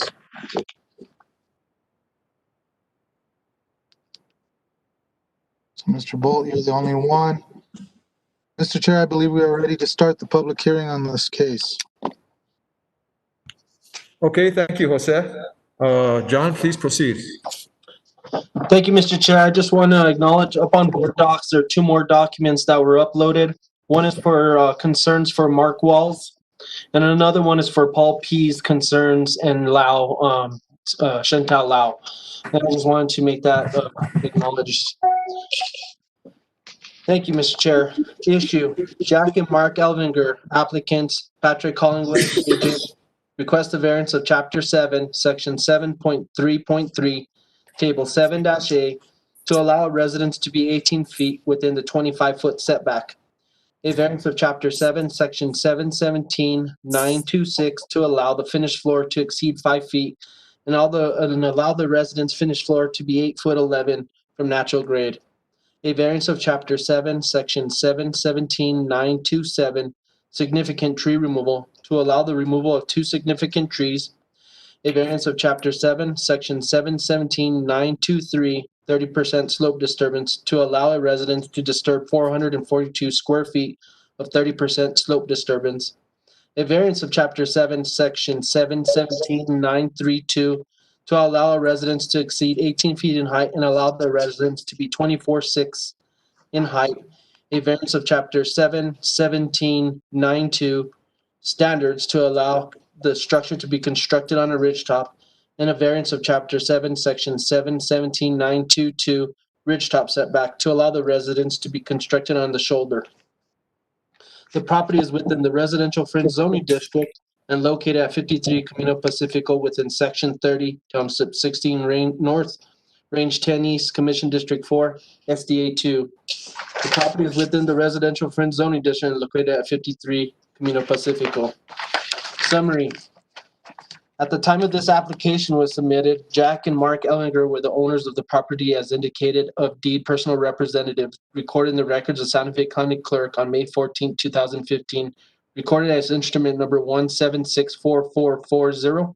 The lot was created in 1966 as lot number 2, unit 2 within the Sunlight Hills of Santa Fe subdivision. Since the time of the application, the lot has been acquired by Sarah Stark and Patrick Collingwood as indicated by deed recorded in April 14, 2020 as instrument number 193960. Ms. Stark and Ms. Collingwood would like to proceed with the application for the variances. The site is accessed through Camino Pacifico, which is a county-maintained road. The access is located on a ridgetop elevation on Camino Pacifico Road, where the property has a legal access point. In order to access buildable area on the lower elevation of the property, the access driveway would be a north-facing slope, disturbed 30% slope, a considerable amount of significant trees, and would have a driveway on 15% or greater. Therefore, the applicant decided to locate the house closer to Camino Pacifico to avoid scarring the hillside with a driveway and is requesting the proposed variances. The applicant's request to construct a 1,634 square foot house on the shoulder of a ridge. The house will be 24 feet, 6 inches in height. This is illustrated on the elevations of the plan set. Exhibit 2. The maximum height limit for structures on ridgetops, ridgelines, and shoulders is 14 feet for a flat roof or 18 for a pitch roof. The applicants are proposing a pitch roof, and the applicants intend on exceeding those height requirements on the north elevation. The house will be constructed on piers so less disturbance of 30% occurs, and the house will remain on one level. In addition, the proposed house will be constructed closer to the southwest property boundary to avoid as much 30% slope as possible and allow the house to be closer to the property boundary, not meeting the 25 required setback. Allowing the house to reduce the required setback also lessens the amount of significant trees to be disturbed and reduces the amount of cut and fill onto the proposed site. The applicants request authorization to construct a residence on the shoulder of the ridgetop, disturb 380 square feet of 30% slope, and a residence on 55 square feet of 30% slope for a septic system, allow for a 7-foot setback instead of a 25-foot side setback, allow the house a height of 24/6 on the downhill portion of the hillside to allow the home to be on one level. The residence finished floor will be 8'11" above natural grade to maintain single level floor and remove 2 significant trees within the building footprint. Constructing the house on piers causes the residence to exceed height requirements and increases finished floor elevations from natural grade, but also lessens the amount of 30% slope disturbance. The agent states, if we were to be pushed down further down the slope, not only would a larger area be disturbed, but this area would remain visible from the local road being Sunlight Drive. With the house pushed down the hill from the ridge crest, a longer driveway would be needed and more grading surrounding the driveway and house would be created. Therefore, the disturbed area would be greater and the visibility of the development would increase from this location. In addition, 100% of the building would sit on 30% slopes. There would be no space for a septic system. More significant trees would be removed and the building would attain a greater height. The agent further states the applicant requires a house on one level for aging in place and looking after already elderly parents. Having this flexibility will be essential to her longevity, allowing her to avoid moving into an assisted living community and protect her from potential viruses which spread in sharing living facilities such as COVID-19. At the July 9th, 2020 hearing officer meeting, the hearing officer recommended that this application exhibits, and testimony establish the application meets the requirements of the SLDC for approval of the variances recommended, and the application be approved subject to the conditions recommended by staff. At the July 9, 2020, the Santa Fe County Sustainable Land Development Hearing Officer meeting, several members of the public voiced concerns over the application. The concerns the public had was that the driveway was too short, was not in line with surrounding properties. Several members wanted the applicant to build lower on the lower location of the property. A few members spoke on visual impact of the proposed residence and concerns with the setback from the property boundary and disturbance of significant trees. The applicants have addressed the variance criteria, and staff determined the applicants meet the criteria as contained in this memo. Recommendation. Hearing officer recommendation. Hearing officer has recommended that this application, exhibits, and testimony establish that the application meets the requirements of the SLDC for approval of the variance requested. And the application should be approved subject to the conditions recommended by county staff. Staff recommendation. The application is not in strict compliance with the SLDC, but this application meets the criteria necessary for granting a variance. Due to the topography of the land, the applicants are unable to build on the lot without variances. The site offers limited buildable area due to topography and the lack of access to buildable area. The applicants have met the variance criteria where due to extraordinary and exceptional situations or conditions of the property, the strict application of the code would result in peculiar and exceptional practical difficulties or exceptional and undue hardship on the owner. In order to construct any residence on this property, a variance request is necessary. This causes a peculiar and exceptional practical difficulties or exceptional and undue hardship on the applicants/owners. Based on this proposal, minimizing the amount of cut and fills and disturbance of terrain and minimizing the visibility of this residence, the site of the the spirit of the SLDC is met. Therefore, staff recommends approval of the variance requested, subject to the following conditions. Mr. Chair, may I enter those conditions into the record? Yes, you may. Thank you, Mr. Chair, and I stand for any questions you may have. Thank you there, John. Does the commission have any questions of John? Yes, I do. Frank, please go ahead. John, to what extent did you explore what a road to the lower part of the property would look like? Mr. Chair, Commissioner Katz, with a site visit, we determined that there would be a great amount of significant trees to be disturbed. In essence, there would be a lot of 30% because the whole entire hillside is 30% slope with limited areas that are not. There is some rock outcroppings that may be affected and some drainage ways that would be affected as well. Again, this access point is on the top of a hill, what we would call a ridge top in definition. And so to access that lower area, that's what would happen. And that's the way staff kind of did this. We also looked at plans in the TAC meeting, several plan sets that Mr. Patrick Collingwood had submitted to us, and he gave various options, and staff determined that the upper portion would probably be the less of the two in terms of disturbances. So that's kind of how we reviewed this. Yeah, I appreciate that. Thank you. I'm looking at the Google Earth view of it, and from that view, and I haven't been to the property. We should go to properties when we work on cases. We should all go together. It doesn't look to me like that many trees would have to be taken down to get down to below. And the road would be visible, as indeed the Camino Pacifico is visible, quite visible from these other roads.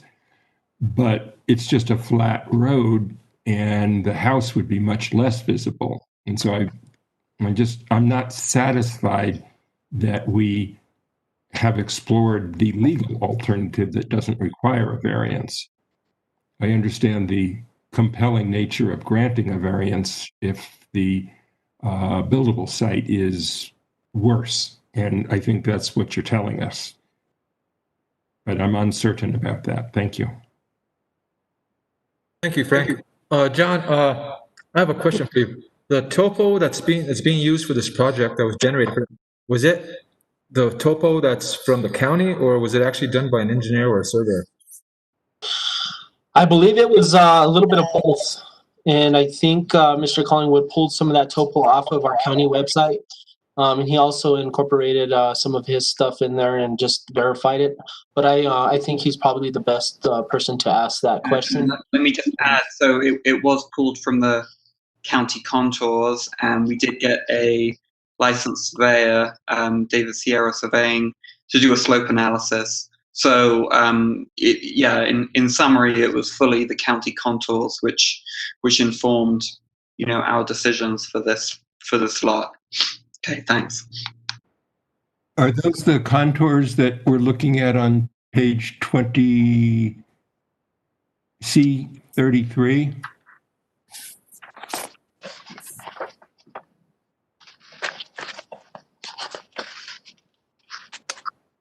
Oh,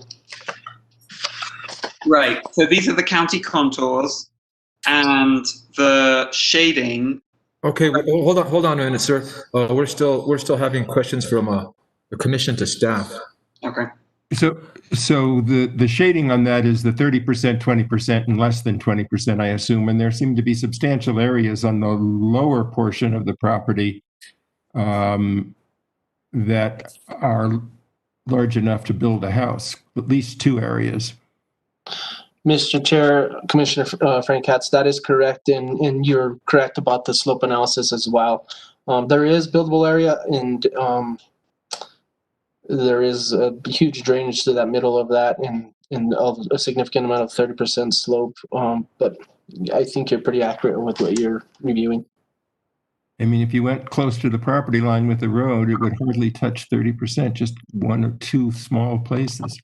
And you could have it looks like the largest area of a buildable site would be the one further up the hill before you have to cross that dreaded arroyo.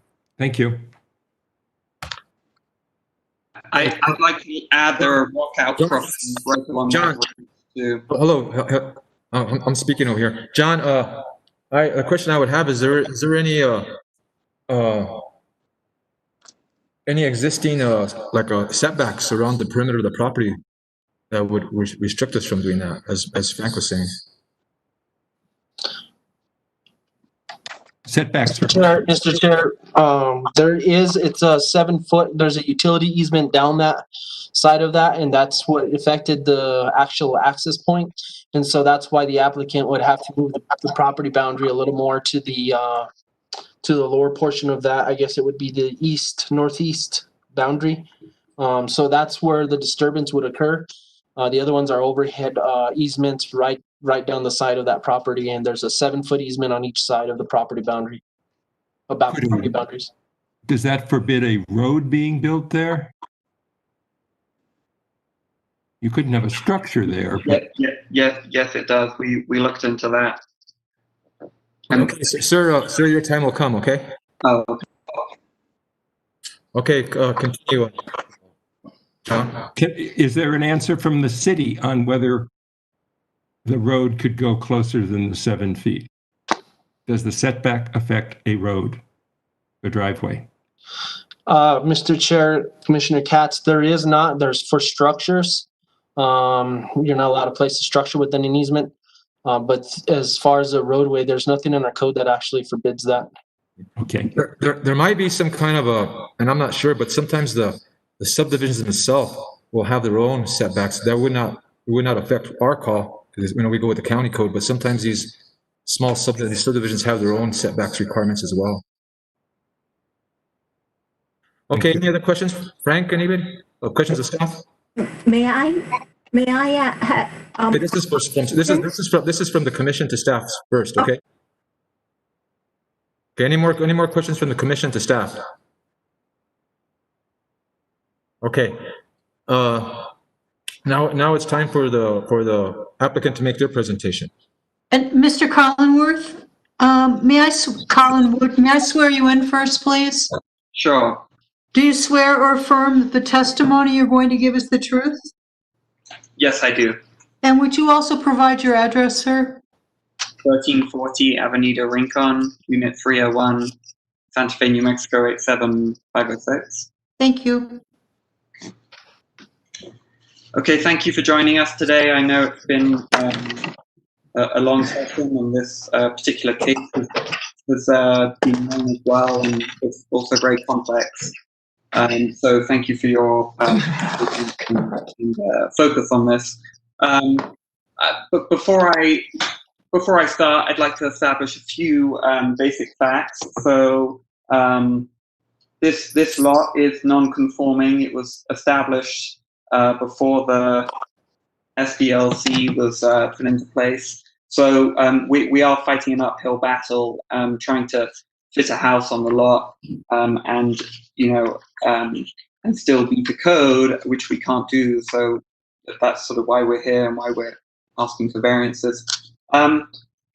We've had a few suggestions from neighbors that we push. One suggestion is that we push the house slightly downhill, so we don't go all the way to the bottom, but we go 20 feet below where it's being proposed right now. And this is a suggestion from Chantal Pease that she'll probably describe to us later and help us with. So this is overall a good suggestion. The main issue really is, I've been looking at the lot for a year now, and I have to balance all these practical concerns such as, drainage and driveways and septic. And with this location, you wouldn't be able to access the septic tank from the roadway. And that's actually very important. And so, you would, essentially the wastewater wouldn't have a gravity flow to the septic from where it would then be distributed. In addition, there would be probably another 8 significant trees that would need to be removed. And the height variance would probably have to increase too. So although it does get us further away from the road, it actually presents a number of other problems that are insurmountable. In response to Mr. Katz's concerns about, whether we can build at the bottom, he is right in saying there are buildable areas down at the bottom which are fairly flat, but the real issue is the access. So we're looking at a forested hillside of dozens and dozens of mature pinon juniper trees that are 60, 70 years old, and in addition there are rock outcropping, and there's a 30% slope. So it's sort of hard to see from a Google Earth or even from a map. But the nature of the land is very unique, and it has a lot of sort of protected features to it. So it really is impossible to take a driveway down there without disturbing these features. And in terms of the 30% slope, we're looking at 8,000 square feet of 30% slope that we're disturbing if we go all the way to the bottom. So that's pretty significant. And a driveway needs a cut and fill, so it needs a cut of 2 to 1 and a fill of 3 to 1. So essentially what I'm saying is it's not just the driveway itself, but it's actually all the earthwork on the left and right of it, which allow for that 14-foot wide driveway to be flat. And then once you get to the bottom, you're also looking at the fire turnaround. So it's a 70-foot in each direction Y. So essentially you kind of get into this situation of kind of diminishing returns, where although you are avoiding a problem up at the top, you're opening up a whole kind of can of worms that are very hard to get around. So in summary, I have 6 minutes left, so I'll sort of outline the 7 variances that we're asking for. So first of all, this is a small house. It's 1,650 square feet. Most of the houses that get proposed in the county and ask for variances are in the 3,000 square foot range. It's fully solar. It doesn't have a garage. It does have a carport. It will have a rainwater catchment system buried beneath it.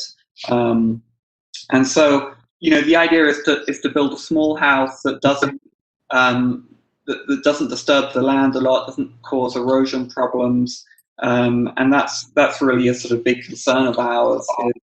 Is that when you disturb that grade, even though you can reseed it and do other sort of measures, the grade is so steep that that it's very hard to sort of hold that earth back. So our concerns are really to build safely and responsibly. And in total, this construction will only disturb 3,000 square foot. So that's driveway, house, carport, and around the house is 3,000 square feet. So that's like a quarter of the maximum.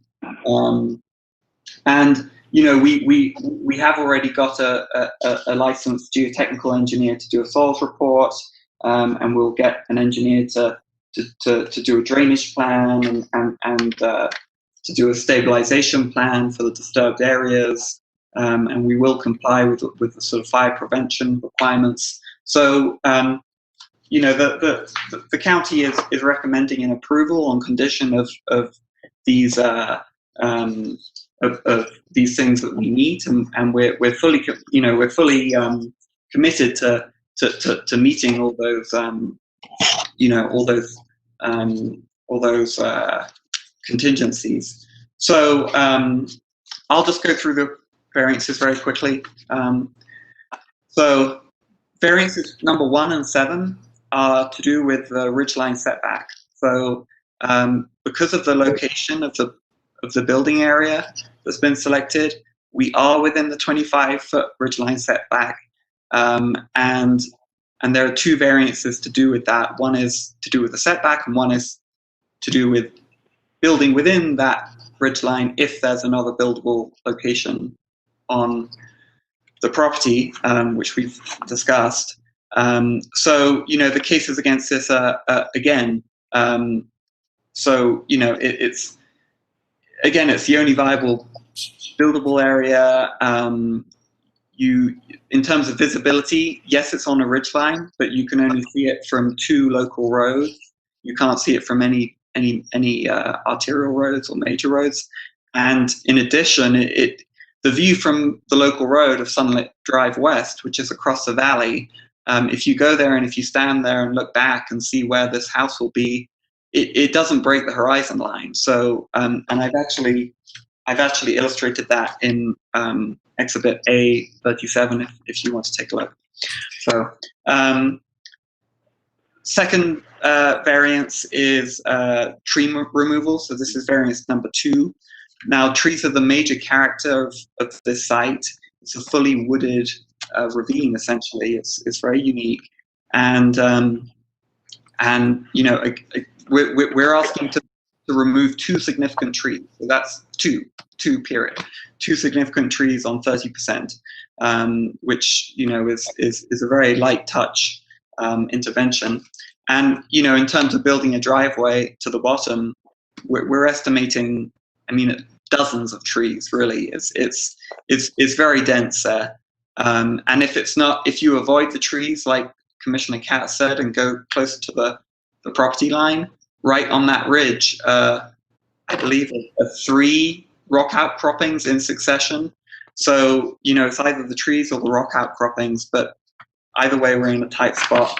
And the other side of it is that the trees are essential for erosion control. So we really don't want to be cutting them down. They hold back the soil, and we are keeping 2 trees between the house and the roadside. So it's still partially screened from the roadside. So that's where we stand on the trees. Now there are 2 more variances, which are to do with height. So variances 3 and 6 are to do with height. One is to do with building height, and the other is to do with finished floor height. So because the grade just drops down so steeply from the road, it really is impossible to catch grade and get a single level house, and yet stay within the 18 feet max height for a structure on 15 to 30%, and to have a finished floor level, which is 5 feet above grade. And you can see that in the sections that I've provided. I think they're some of the first attachments. So it's A43 and A42. The unique case about the height is that you only experience the height from A, the private property, and B, when you're down in the ravine. So when you're standing on the roadside, the house is actually pretty low. You know, the highest point of the house is 8'10". So it's sort of an unusual situation. So I think I'm out of time, but I'm just going to tell you about the last two variances. So and Sarah will explain how we want the house on one level for aging in place. It's very important to her, and we don't want any mechanically operated lift or chairlift or et cetera. So essentially, we can't push the house further down because we want the ADA ramp from the driveway, and so we're in this position where the very tip of it is over the height limit. So the last two variances are to do with the side setback. They're variances 4 and 7. Again, if you look at the topo map, so that's A33, you can see it's sort of flat in the very corner, but then it just, as you go to the west, it just starts dropping off so steep. So, if we weren't in that side setback, we would be requesting for, even greater height. And initially we were requesting for 18 feet within the 25-foot side setback, allowing the minimum 7 setback for the easements. We've actually reined back on that, so we're now only 7 foot within the side setback. So we managed to shift the house and drop it a bit, but it was tight and it was tough, and there were a lot of things to play. And then the other side setback is let's see, so 4 and 7. So position.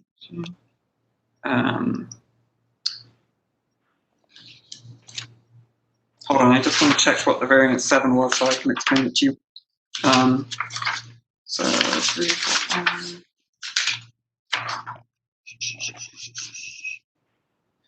Yeah, and the last variance was to do with constructing the house on a ridge line. So I think I've gone over that again. I think I've sort of explained to you all the sort of complex facets of this project, and I'll pass over to everyone else who wants to say in this and wants to ask questions, and I'm happy to help with any answers. Okay, thanks for listening. Bye. Okay, does the commission have any questions of Mr. Collingwood? Yes, I do. Oh, okay. I do. Is that Susan? No, Steve. Oh, Steve, please go ahead. Okay, for Mr. Collingwood, I want to refer to page C34. Which page? C as in Charlie, 34.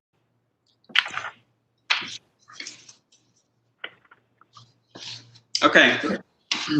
Okay. I wanted to talk to you about why you picked the location you did for the septic tank. So before continuing, Steve, I apologize. This is an old plan, and we didn't manage to update it. We're not putting the septic down at the end anymore. We're actually doing an advanced system that's right up next to the house. And so the septic tank is remaining. So that's that rectangle by the road, but the leach field is moving to be next to the septic tank, and we're doing an advanced system which takes up a lot less space. So in answer, I guess in answer to your question, the septic tank needs to be there because there's a break in the trees there, and there is access from the road, which is kind of miraculous, but there is. So it's the perfect spot for the septic because it can both be access from the road for emptying it and for servicing it or replacing it or whatnot, but it's also lower than the house, so you get the gravity flow of the wastewater from the house into the septic. So it's a sort of unique piece of the puzzle. So where is this new system that you're talking about going to be placed, and how much area does it take up?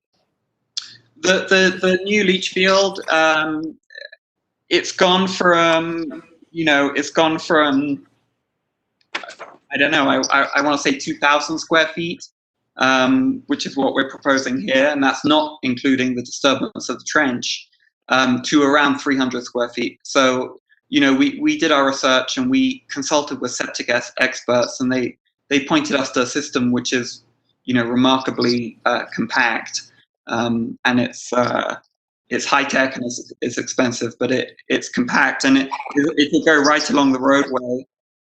So I guess just to the west of the septic tank. Okay. Yeah, thank you very much. That helps a lot. So in other words, you're now no longer talking about digging a trench, essentially where the road would have gone in the alternate building location. No. Yeah, we're not doing that anymore. Okay. It'd be good if we had the actual plat that showed where all this stuff was. Yeah, I apologize. It was difficult to add documents at the last minute, and but I'm happy to share that with you. So I can email that to you after this, and we can discuss it some more if you like. Okay, Steve, anything else? No, thank you, Mr. Chairman. Thank you. Any other the commissioners have any questions for Mr. Collingwood? Mr. Chair, JJ speaking. JJ, go for it. Listen, I have a couple of questions either for staff or Mr. Collingwood. This concerns me about the 7 variances that are requested. And some of these variances, like mentioned, was the height. I'm concerned that the pitch roof or whatever type roof for the elevation of the house is going to be 24 feet. In that area, pitch is supposed to be 18 feet. Flat roof, 14, pitch roof, 18 feet. He's requesting, like, on the plan that I saw, was 26 feet, 6 inches. That's quite a bit more than the 18 feet that are supposed to be in that area. I'm concerned about that. The other variance is they want to build a one-level house, but the elevation from grade is 8'11", and the code says 5 feet from grade to the floor, finished floor. So those variances exceed, the allowed limits by quite a bit. It's not just a minimal easing that 1 or 2 feet. It's like 8 feet and 6 feet on those limits, and also the setback. I read a letter from one of the neighbors that the building is going to be 7 feet from her property line or their property line. And I was wondering, have they resolved that? Did the county, the staff approve the setback of 7 feet instead of the 25 feet? That kind of concerns me because 25 feet is what's required on the setback. They want to push it back to within 7 feet of the property line. And there's a adjoining property owner that says, they don't want that. They send letters that I read. So answer those kinds of questions. I think it's too many variances. It's quite a number of variances, for this project. And it seems this property has a lot of encumbrances, and maybe it's very difficult to build the house that they want. They should modify the plans and make it conform more to what the SLDC says. Go ahead, Mr. Collingwood. Mr. Chair, if I may add to that, and then Mr. Collingwood can go thereafter. This is John Lovato, Building Development Services. Part of the height issue is because this is on piers. The reasoning it's on piers is to disturb less 30% slopes on this property, which cause, erosion control and whatnot. And that's what county staff looked at. The height is part of an issue on that because it's on piers and it's supposed to be on one level. And this is for the applicant stated as their aging parents. The staff looked at it as less disturbance because this is on piers. So that takes part of those two. It takes the height into account there and adds height to this existing or this proposed structure. And then it also takes the finished floor and raises it above the ground because it's now on piers. The reasoning why is because we figured if it went down the hillside, they're not going to catch a grade, and so we can't grant a variance to the fire codes that may be required to catch grade on this hillside. And that was one of the questions Mr. Katz had asked. That was a concern for staff. In terms of the setback, we did not approve anything. That's why this isn't before you. The reason why we recommend approval, however, is the reasoning of the same as the structure being on piers, and that is to disturb less 30% slope. These are things that staff looked into on site visits and in plan sets, and the reasoning why we move forward this way. But I'll let Mr. Collingwood answer any questions that he had or anything he may add to that. Thank you. Thank you, JJ, for your attention on this. You're right, 7 variances is a lot. The issue really is when you start to remove variances, right? Like the height, the building height, the floor height, the setback. You actually wind up asking for a bunch of other variances, right? So if we were going to do like a 4-level house that followed the hillside and went down the hillside, right? Yes, we would be avoiding the height. We would be avoiding the need to ask for height variances and side setback variances. But on the other hand, we would be exceeding the maximum height from lowest point to highest point, which I believe is 30 feet. I need to check. We'd be exceeding the 12,000 square feet disturbed.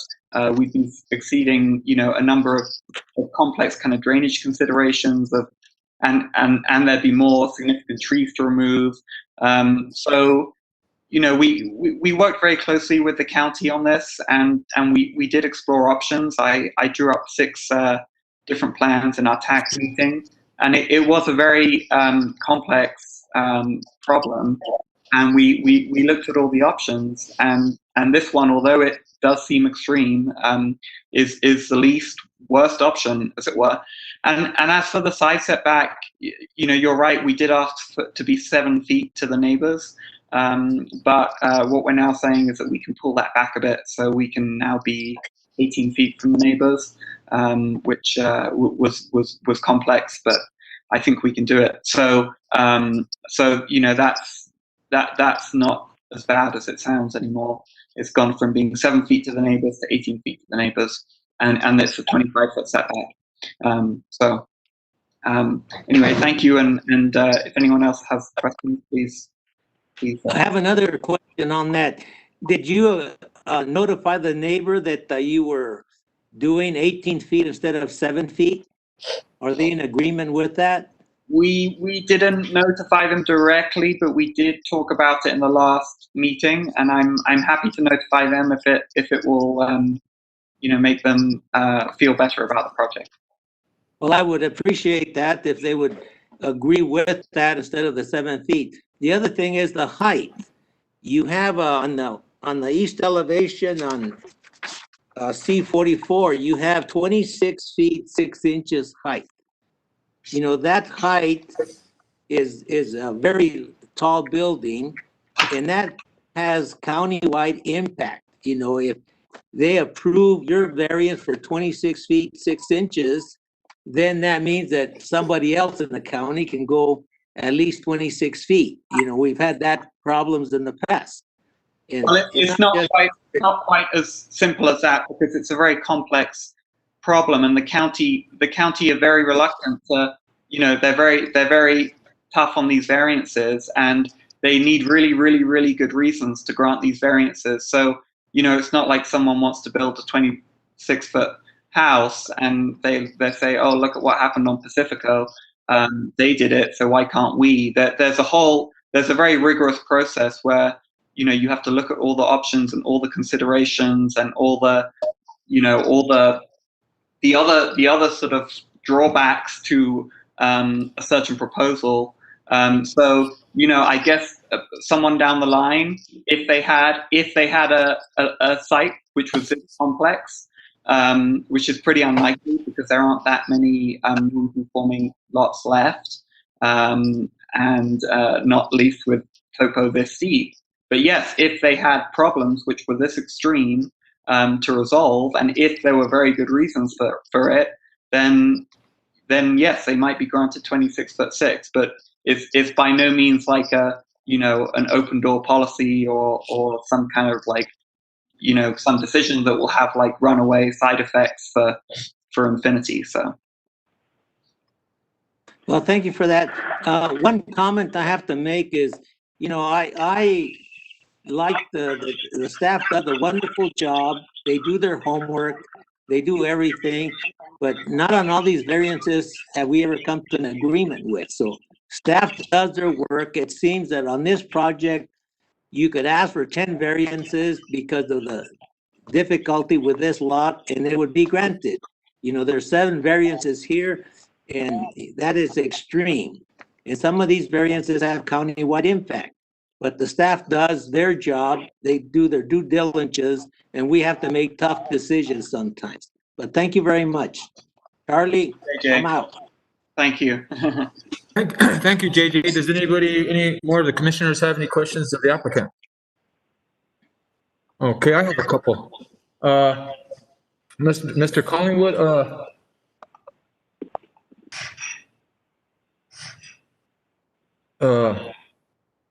I was looking at all your topo, and the one problem that I have with it. Well, first of all, I'd like to thank you for going with this peer system. I haven't seen one of these systems done in a while, and I know that your desire to use this system is because of your thinking about the environment and the land, trying to disturb as least as possible. Anyways, being that said, I was looking at your contour plans and all your slope analysis or your topo maps, and I didn't see any elevations at all, any labeled elevations at all. I had to figure out myself what the contours actually were. Oh, I apologize for that. Next time we'll be a lot clearer. I think we wanted to show the height in the section because that was more graphically visible, and the plan was more about showing the slope.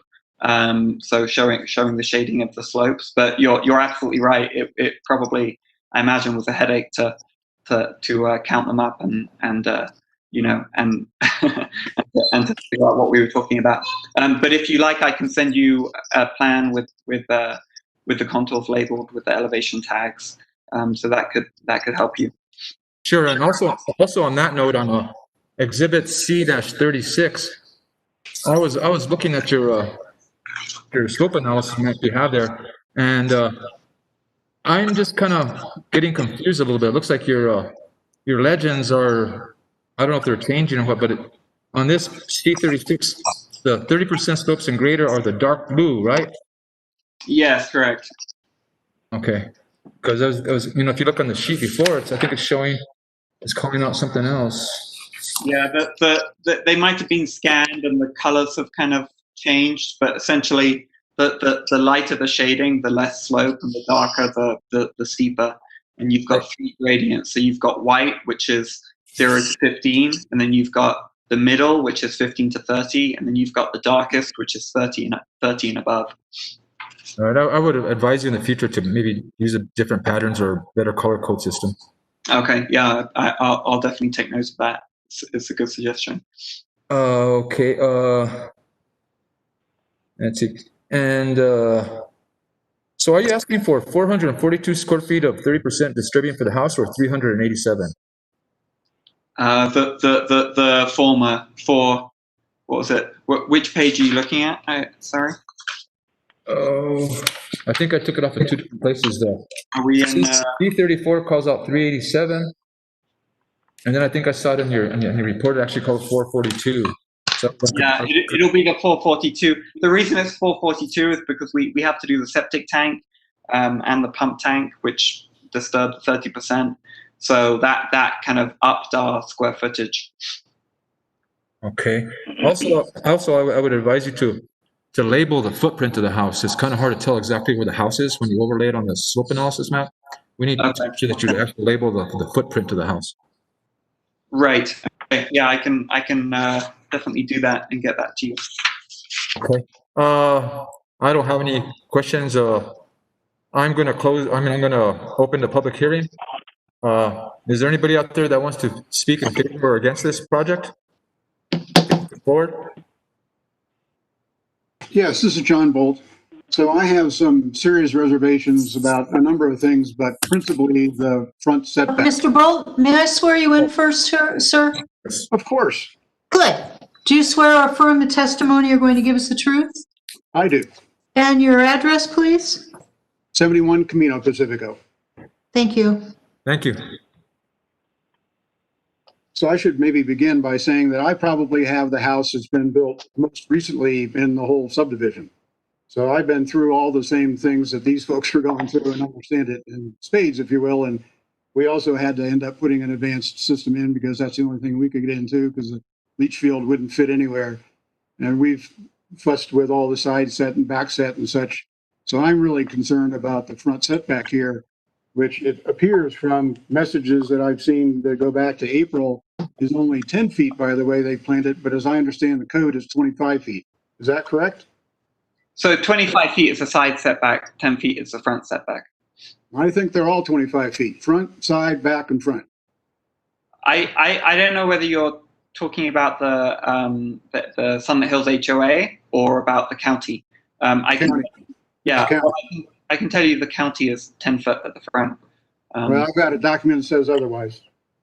Well, yeah, if we can share that maybe on this portal and then we can look at that. Okay. The other John, please continue. Go ahead. The other issue is that this Camino Pacifico, as some of you, including Charlie Gonzalez, probably already know, is about to be paved. So there are lots of stakes out there right now. And we know that where the stakes are relative to where the road surface is currently are not exactly in the same place. So I don't see anything on any of these plans that shows where the center line of the right-of-way is. And I don't see where the edges of the right-of-way are given relative to where the side of the road exists now and where it's going to be. And it doesn't show where any of that drainage is going to take place. Those things are all going to change when this road is paved soon. As I understand it, the bids have been out, they've been sent back. They're in the process of picking the vendor that they're going to use for this, and it's going to happen soon. So these numbers need to be concrete and they need to be documented. They need to be on these plans. And I don't see any of that information on any of these plans that I have. So let me just, it's a complex issue and I'm glad you brought it up. The road right now. Mr. Collingwood, hold on, Mr. Collingwood. Let him finish here and then you have a chance to answer. Okay. So that's one issue. So the other piece is trying to do what I've seen in your documentation, Mr. Collingwood, is to try to maintain the arroyo and beautiful views that we all have here. And having a house this close to Camino Pacifico would be closer than any house on this street by a lot. And I would not like driving by this every day, I have to say. It's just not going to be very pleasant compared to the things that are around on this street and the things that most of us have built. That's one issue. The other one is the septic system. I'm glad to hear you're going to do an advanced system. I think they're far better for the terrain that we have to deal with here. One other suggestion I would have is to consider looking at the bottom of that property to be able to build a house. There's a very large parcel that's owned by a party down there that already has an access driveway that comes right up to the bottom of this property.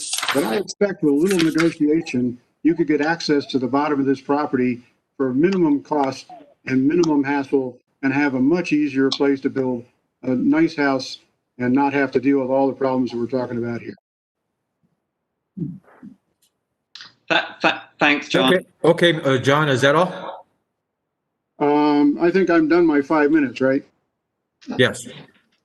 Okay, so I'll stop here. Okay, thank you. Some of the other documentation for drainage plans and such like you're talking about. Okay, thank you, John. Okay. Is there anybody else from the public that wants to speak? Yes, this is Carl Venstein. Can you hear me? Okay, Carl, please speak. Mr. Venstein, do you swear or affirm your testimony will be the truth? Yes, I have to. And your address, sir? It's 31 Camino Pacifico. Okay, thank you. Thank you, Karen. Please proceed, sir. Yeah. One of my concerns is like there's many variances that like mentioned before by several people here. These are not very unobstructing variances, like a 1 foot into a setback, like a window well that would get like no obstruction. These are really full length of the house along the road, like Mr. De Bolt was just mentioning. It's going to be like, I think it's 70 foot for what I've seen. That is going to be along the road like a strip mall in a nature environment. So it's really going to impact the whole streetscape of the neighborhood. Mr. Collingwood is mentioning that is not very unobstructive, or that's very almost no impact for the people from Sunlit Hills West. But those people are like maybe like half a mile away. They're on the other side of the village. They don't drive by this property, and they are not really impacted by the view and don't have their views obstructed by this property. Also, they are mentioning that they're really concerned about nature for the building site. There's also already an emergency report because they have been putting fires, big campfires, on a property in a very dry season, where there's no water on the property to actually extinguish this fire. So they're very reluctant to actually take care of nature and actually think about the neighbors around them. We've been clearing a lot of dead wood, Carl. So that's yes, but that's what I mean. It doesn't mean that you have to burn it on the property. And we did actually set all our people in jeopardy of getting a big wildfire here with good rates, and those fires have been going on several times, and even though we have like had very high wind areas, and it really concerns us. We have like wild stock here at home, so if we have to evacuate our horses, that would be really bad situation. So it's not really considering the building. There are horses below too. Yeah. Also below the property, there's also horses. This is a equestrian community, so there's like a lot of like people like that have lots of land and animals on their land. Also, if the house would be dropped and it would be still be on pillars, even though the house might be a little higher, it probably would be not as intrusive on the environment from the street from Camino Pacifico. You probably would be looking down onto the roof, so that probably wouldn't be a very bad option, like Mr. Collingwood mentioned, that it would be higher, but I think it would be less visible. That's all I have for now. Okay, thank you there, Mr. Van Steen. Is there anybody else from the public who wants to speak in favor or against this? May I? Yes, please get sworn in. This is Chantal, please. Do I need to be sworn in? You do. Yes. Do you swear or affirm the testimony you're going to give us the truth? Yes. Would you please spell your last name? The last name is Pease, P as in Peter, E-A-S-E. Thank you. And your address? 54 Camino Pacifico. Thank you. All right.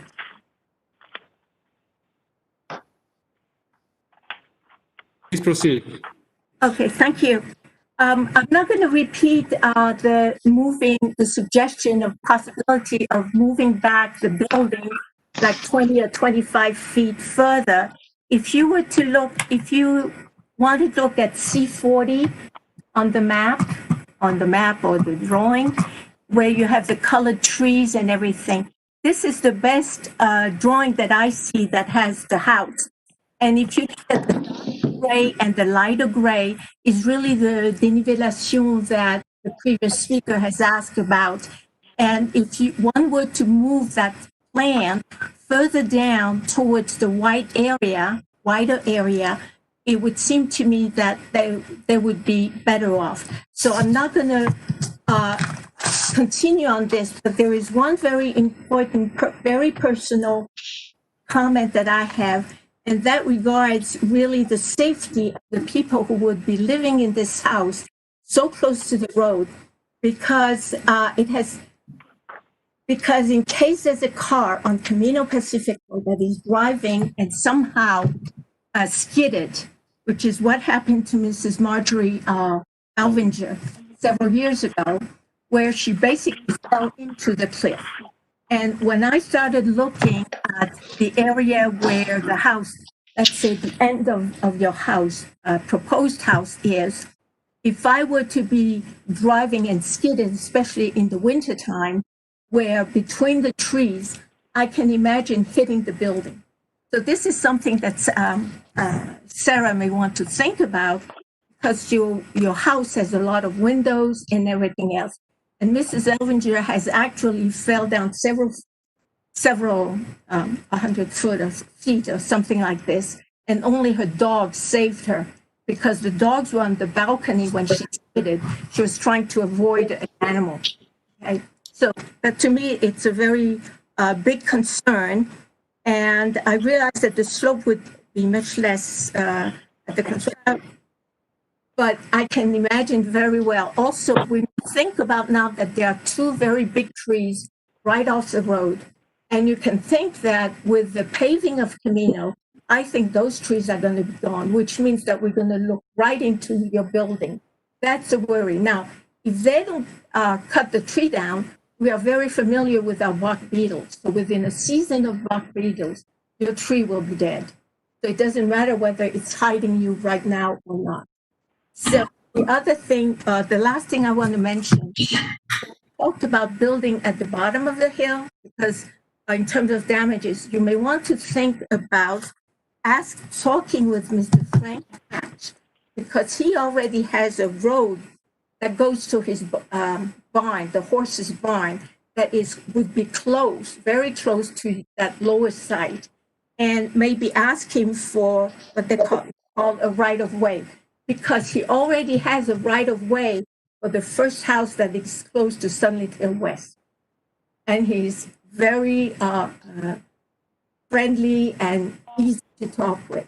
And that dirt road is already there. So basically, your driveway up the hill to the lower side would, I think, be very minimal, and you're not destroying any trees that are along the slope. It's my time. Thank you. Okay, thank you. Is there anybody else out there? Yes, Paul Pease. Okay, please get sworn in and come forward. Okay. Mr. Pease, do you swear or affirm the testimony you're going to give us the truth? I do so. Yes. Thank you.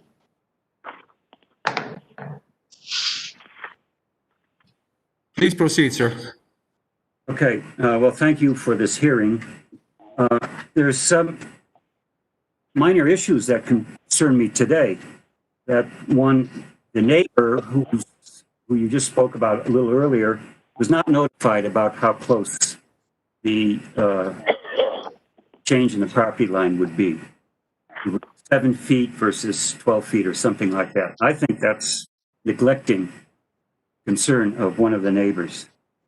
The other thing, a technical issue, people are talking about 7 variances. When I look at the agenda, I only see 6.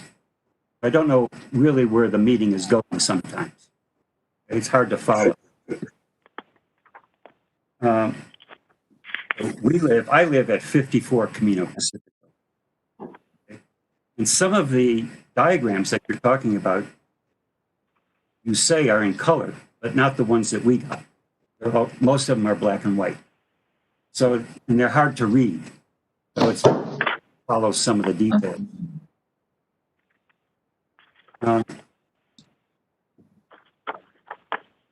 And I want to know if the committee has heard from Mark Waltz.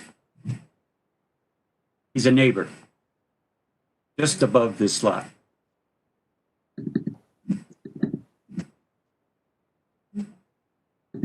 You hear any response? Yes, sir, I will ask the applicant when I give him his time to speak. Okay. Please proceed. Yes, okay. Well, I'm basically opposed to the planned site because it's too close to the road. Unlike any other property in Sunlit Hills. And I believe that without too much change in what they did, they could move another 25 feet away from the road. And it'd be down a little lower, would be safer. And that's what I would suggest. Move the planned house 25 feet further from the road. Not a big distance. Stood on the property, and it's not much different from where it is right now. But I'm not a builder, okay? That's it. Okay, thank you very much, sir. Anybody else out there that wants to speak in behalf or against this project? I'm not sure if I missed my turn, but I've been waiting for my turn. Is this the right time? I'm sorry, sure. Please sort of spend. Ms. Stark, may I swear you in, please? Yes. Do you swear or affirm the testimony you're going to give is the truth? Yes, I do. And your address, please? 45 Canyon Road, Apartment 7, Santa Fe, New Mexico, 87501. Thank you. Please proceed, ma'am. Okay.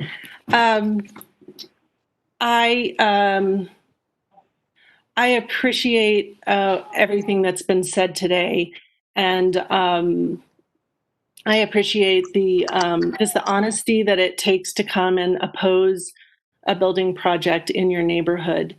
And I would like to say to the commission and to my future neighbors that we have been in this process for almost a year with the county, and there have been lots of compromises and lots of considerations about where to put the house and where we will minimize the footprint on the land, which is of primary concern to me.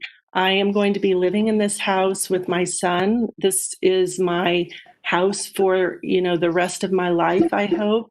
Thus the need for it to be on one level. Hopefully my parents, at some point, if they need to come stay with me, will be able to visit me. And thus the one level. I'm very attached to this piece of land. It's quite beautiful.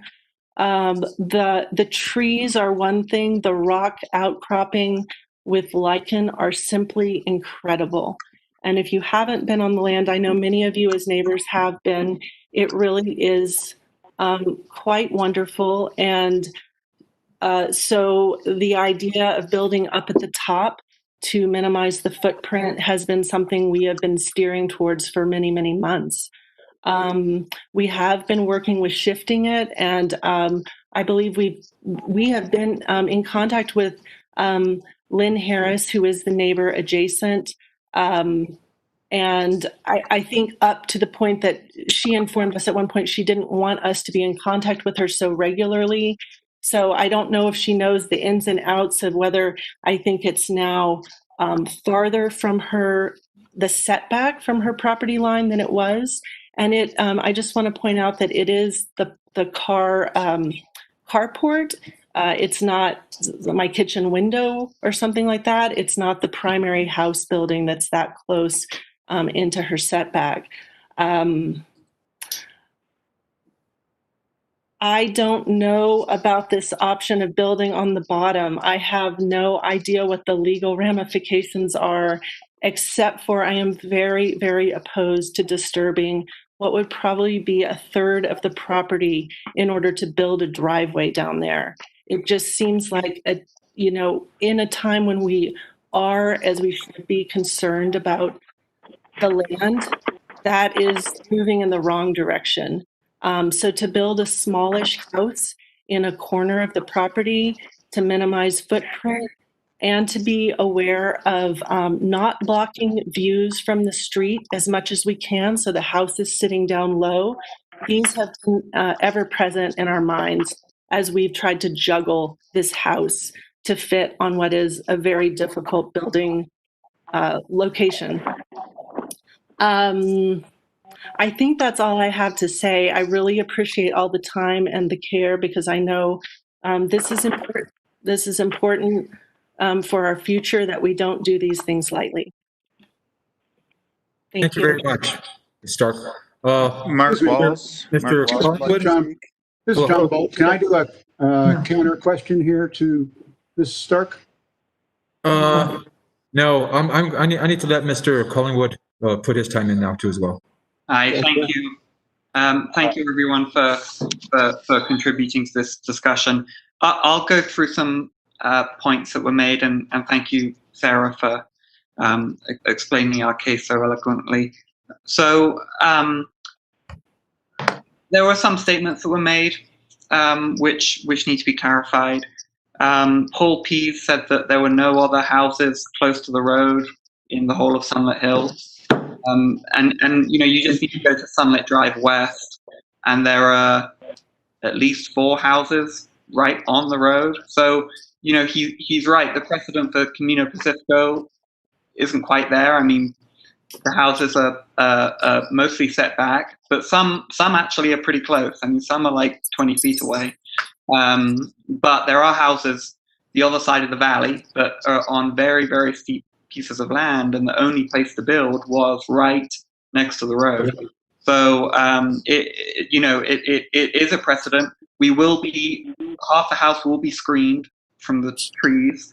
The roof line will be 5, will be, let's see, I need to look at the sections. I think 5 to 8'10" from grade. So you'll be able to see over the house. You know, maybe not at the tips of the roofs, but 70% of the house, you'll be able to see right over it into the view. We apologize that some of the drawings were unclear. We did send an email to our neighbors before all this happened with all the drawings, which were in color. But if neighbors do want color copies, I can send it to them. There was some discussion about getting like an easement from a neighbor. You know, it sounds like a interesting solution, but that neighbor isn't here right now, and we can't really be suggesting things that are on someone's property who isn't here. The other issue with that is that, you know, the land does flatten out at the very bottom, but ironically, right, if you were to do this easement through his land and continue that road, you get stretches of 30% right there, because essentially the valley drops down to plateau, and then it drops down again to the arroyo, and the road is in the arroyo. So you have the same issues with the trees and the rock outcropping and the topo down there. It's not like a magic bullet, and frankly, we can't really be just discussing it because, again, it's private property and he's never agreed to that. So that's why we're sort of back up in this corner of the property. And then there was also talk of dropping the house 20 feet lower, which, you know, might help the view from Pacifico a bit. But then, you know, we get into all these technical difficulties where there's no place for the septic. The septic can't be emptied from the road, and there's no gravity flow from the house to the septic, and there are more trees being disturbed, and there's more extreme slope. So it's been really hard, the whole process, and we, you know, kind of recently we did reduce the side setback some, so we went from 7 feet to the neighbor to 18 feet. Did we tell the neighbor that we were doing this? No, but we didn't see a need to, because we were, you know, essentially increasing the distance from her property line to our carport by 11 feet or so. And as Sarah mentioned, she asked that we don't contact her because she didn't want to be involved in the nitty gritty, and she made that very clear. So the point is, there's been a sign up there for a number of months now, which have outlined all the variances, and we're really glad everyone has shown up and has really gotten to know this project as well as they have, and have studied it, so that we can have this real discussion that we're having right now. So thank you. I'll pass it on to the next speaker. Good evening, Mark Walls here. Can I Go ahead. chime in? I'm the neighbor. of Yes, property. please get yourself sworn in first here. Sure. Mr. Walls, do you swear or affirm the testimony you're going to give us the truth? Yes, I do. And your address, please, sir? It's 43 Camino Pacifico. Thank you. So I'm opposed to this project, and I don't have anything specific to add. I would just say in support of all my neighbors' objections. I find it troubling to grant so many variances on one property. I think it sets a bad precedence. And to the fact of trying to fit a specific house to the property through variances rather than to find a suitable footprint for the property in question. I understand that we all want to have ease of access to our property. We all want to be comfortable in our homes. So Sunlit Hills in general is very hilly. The topography here is very hilly. So I don't think necessarily some of the goals that they have as far as this building project are in line with the neighborhood. So I would like to see them try to fit into the neighborhood more than try to change the neighborhood to fit their needs. So maybe this isn't the perfect property for them. Maybe there's something else. I just don't feel like it's up to the county to make their dreams happen at this particular property. And that's all I really have to say on that. Thank you, Mark. Can I add something about the nature of this property? Sure.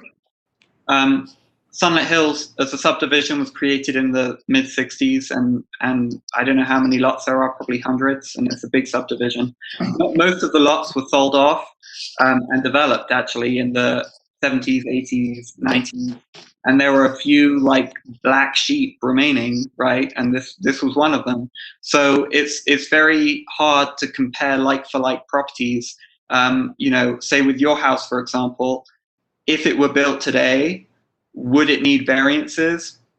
Yes, actually, for the driveway. Would it need 7 variances?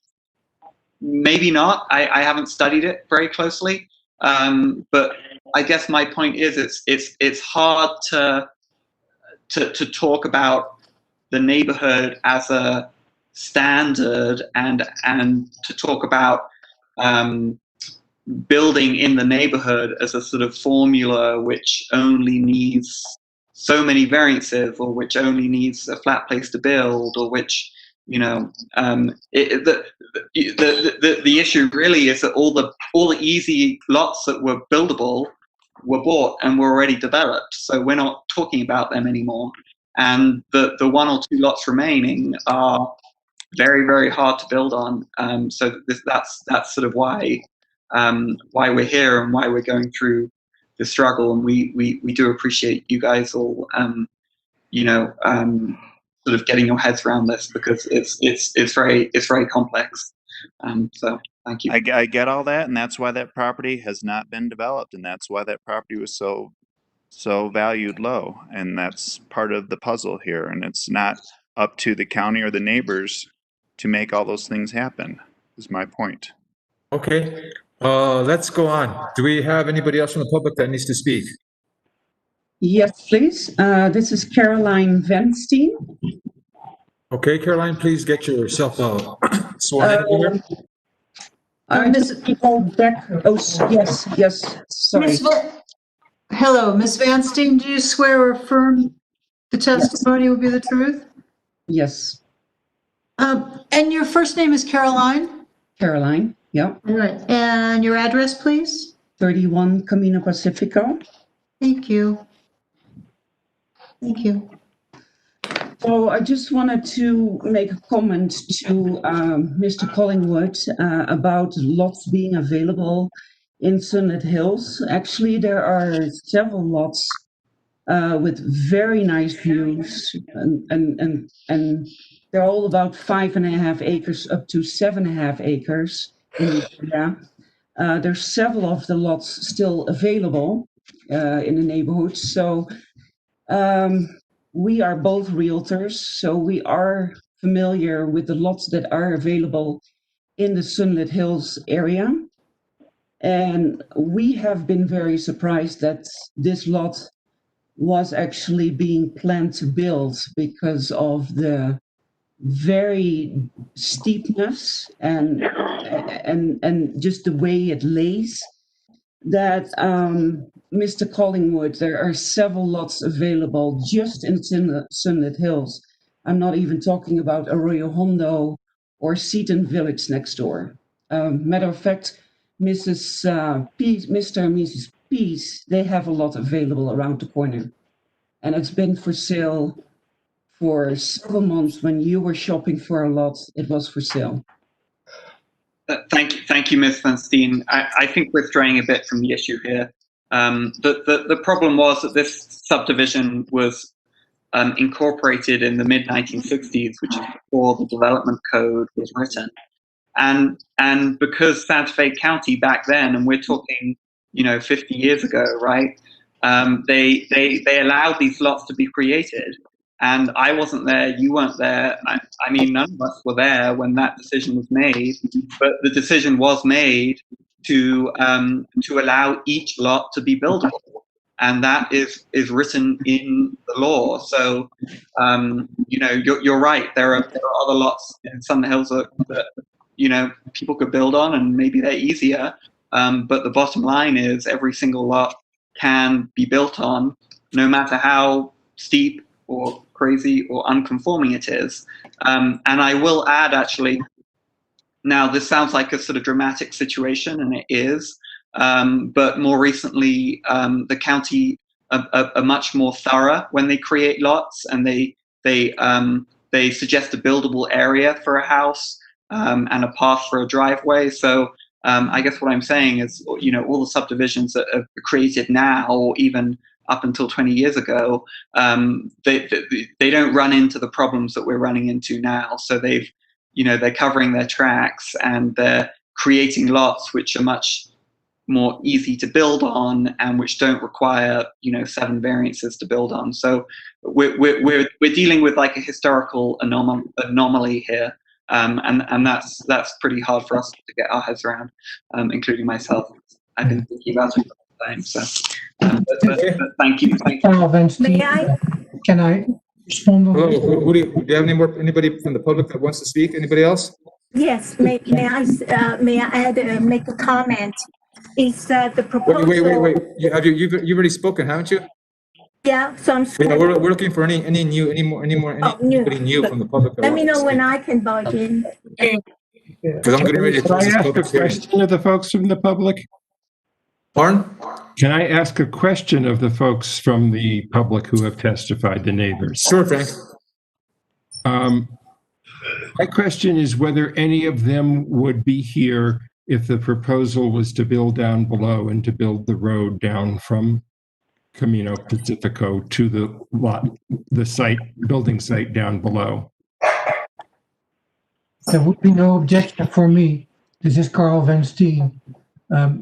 I would not be objecting, like if it wasn't so close to the road and really like a strip mall along Camino Pacifico, where we actually totally changed the streetscape from the neighborhood. Okay, other people, is there anyone who would object? If you would object, please let me know. You mean objecting building by the road, right? No, objecting to building down below where there is a buildable site, but it would take a driveway that would go from the road, and it would require a bunch of exceptions and variances, whatever, for the driveway to go there. No objection. No objection. No one has an objection to that. Correct. And there would be a possibility for a road to access the bottom of the lot. Yes, I'm not asking that. I understand that. And if we but I don't think look that direction, they would probably they'd probably want to ask about that. But I'm asking if the access has to be from above. because a road from above would be quite a scar. So there's no objection to that. So this is John Bolt. So you're talking about running the driveway all the way down from the top to the bottom. To the buildable sites, yes. Yeah, I think that's a bad idea. Bringing it in from the bottom across the property down there is a much better idea. They don't have an access from there. It would be good if they could get it. They would probably want to ask for it, and maybe it would be possible, but that's not something that they have a right to do now. And so my question... Why don't they have a right to do it? They have a right to ask the folks, but they don't have a right to tell them, yes, you have to give us an access. Oh, no, for sure. I understand that. Oh, yeah, they could ask, but they can't control that. This is their property. They have access from Camino Pacifico.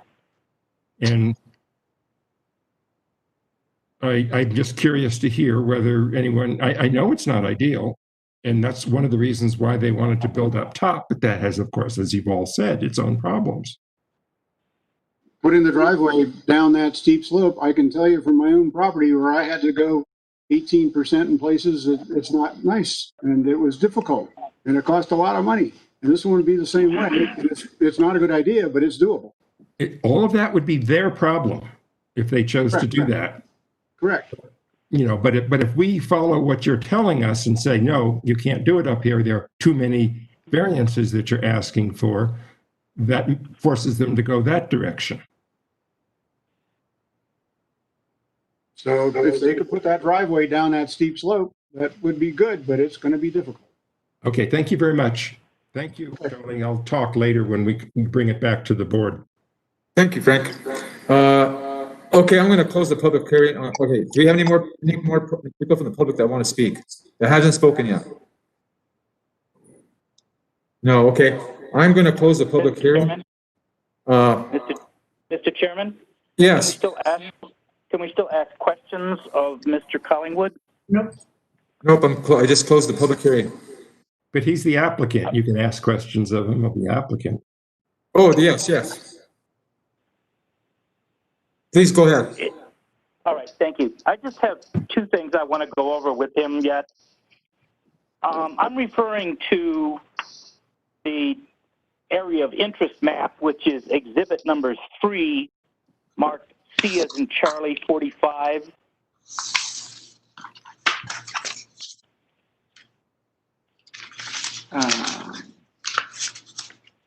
Oh, yeah. I Okay. see it. So, first of all, I want to talk with you a little bit about this 7 foot away, 18 foot away question. Are we talking about the property that's immediately west of the proposed site? We're talking about the property southwest of that. Southwest, okay. Yeah. So as I look at this, I see where the house is. Right.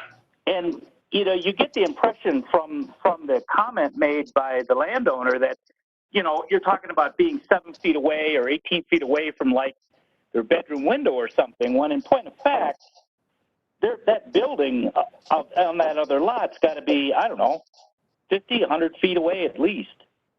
Right. Is that correct? Yeah, that's correct. You make a good point. And in addition, there's a little ridge in between the two houses. So no matter how close it is to the line, you can't see either house from the other house. Okay, thanks for clearing that up. Now, second question. And now I'm looking at exhibit number 5, which is Charlie 47. Yes, I see. Okay. Now, on this page, there's notation here about the height and the variance for the height, etc. But I'm looking at 7.17.9.4, architectural and appearance standards. Yes, I see it. And in number 1, in the last half of that paragraph, it says, any pier foundations shall be enclosed so that exterior walls appear to meet the ground, and such a foundation system shall not exceed 5 vertical feet above the natural grade. In your proposal that you're showing us, I don't see that any of this is enclosed. Is that correct? That's correct. You you raise an interesting point. So this section of the code is to do with fire prevention. It's so that fire doesn't rush under the house and ignite a house from below. And before we designed this, and this is the process, every builder goes through. The first people you talk to are the fire prevention department, and you talk to them about driveways and space around it. I don't think this has anything to do with fire prevention. This is It doesn't have anything architectural. to do with fire prevention. Let me finish. It has to do with architectural and appearance standards. Okay, if you would let me finish, you're right. It does have to do with appearance, but it also has to do with fire. And we got a note from John Mablay saying that if we use fire preventative materials underneath the house, then we could expose the foundation system. So That's according to the fire department, but that's not the issue. It's architectural. The fire department doesn't tell you about architectural standards.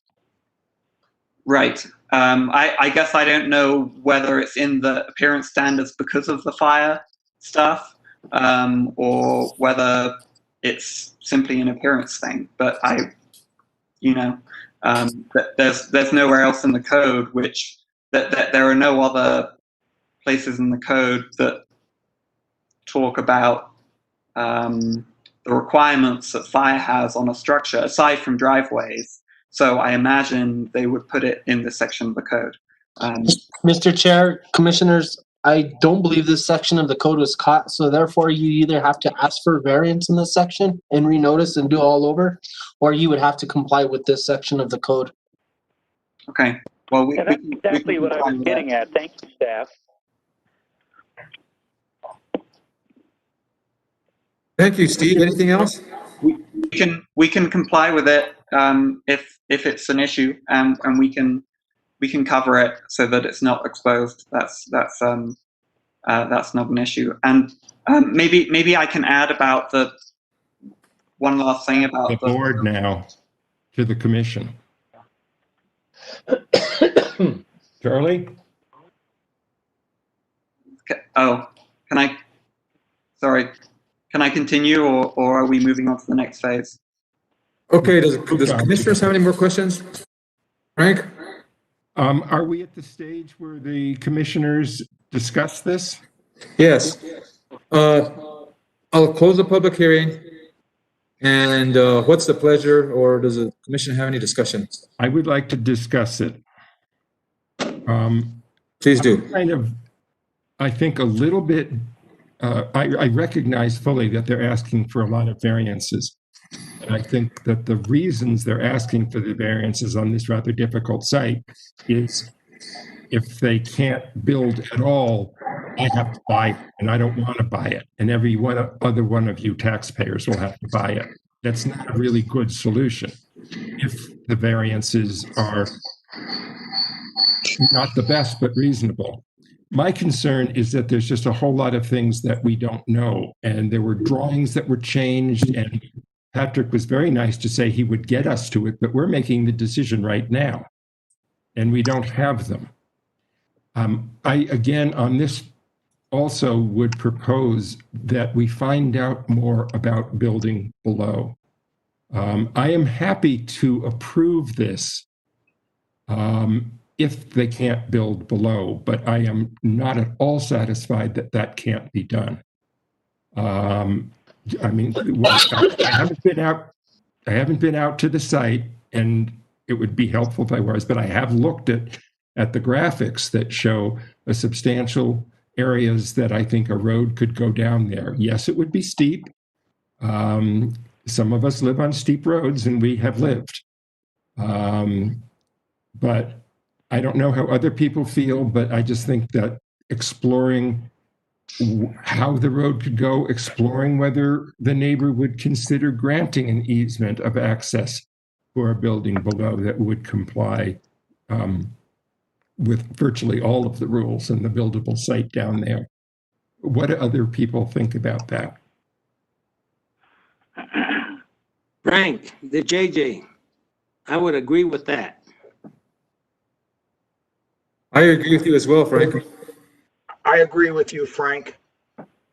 I would move to postpone with the direction that the applicant further clarify, further explore what doing the road would be, where it could go, and that information will get to us and we will go down and look at where that is to see whether this seems to be reasonable. I know that there are outcroppings and those we sure as heck don't want to disturb.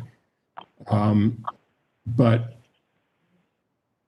see what the road from the top would be like and see whether there's any possibility of getting an access easement from below. Mr. Chair, Commissioners, I just want to note that there is a provision in the code that special meetings need to be done for any staff or any members of the commission to go out there, and it's a very hard thing to accomplish. And I just want to put that out there. Perhaps our county attorney is aware of that and can chime in on that. But I just really want to put that out there if you guys plan on going out there. I appreciate that. I sit on the H board. We go out every meeting to look at the properties, or at least we did before the pandemic. That may make things a little bit more problematic. I think it's something that we need to maybe talk to the attorneys with communications to the attorneys. Okay, I would move to postpone. For this motion? Go ahead, Frank. I would move to postpone for the exploration of the issues that I have discussed. I second it. Second. Mr. Chairman? All in favor, Mr. say Chairman? aye. Aye. Mr. Chairman? Hold on. What's, is that you, Steve? Mr. Chairman, I would only like to add that if we're going to postpone this, I would urge Mr. Collingwood to come back with drawings that are consistent, because they're all over the place. Absolutely. And it's very difficult for us to figure out exactly where things are. I totally agree. Put your elevations on there, show everything that we need, get it up to par. Okay. Again, all in favor, say aye. Aye. Aye. All opposed? Aye. Okay. It's been tabled till the next time. Okay. Thank you for coming all. Okay, the next item is petitions from the floor. Do we have any petitions from the floor? Anybody out there? Okay. Communication from the commission members. I would just like to say is that thank you, staff. I know these two cases I had today are pretty complicated. You guys are going with the code as the spirit of it is what tells you guys to do, how to push that house around. I know it's not easy, but I thank you all. I have something to add. Frank? I'm thinking of the first case that we asked that a survey be done.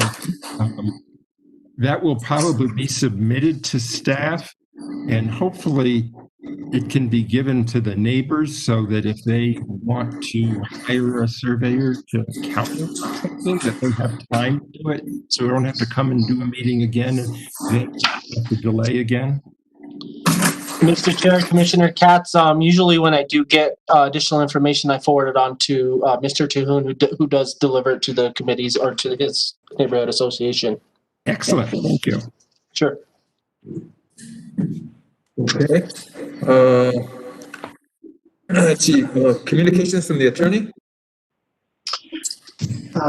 I don't believe anything of substance, Mr. Chair. I guess I am curious if the commission wants to identify any deadline for these matters coming up again.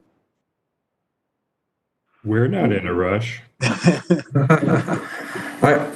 I would like to say is that I have brought this up before in the past. I think my early days in the commission, I would love to schedule to do some field inspections for controversial projects.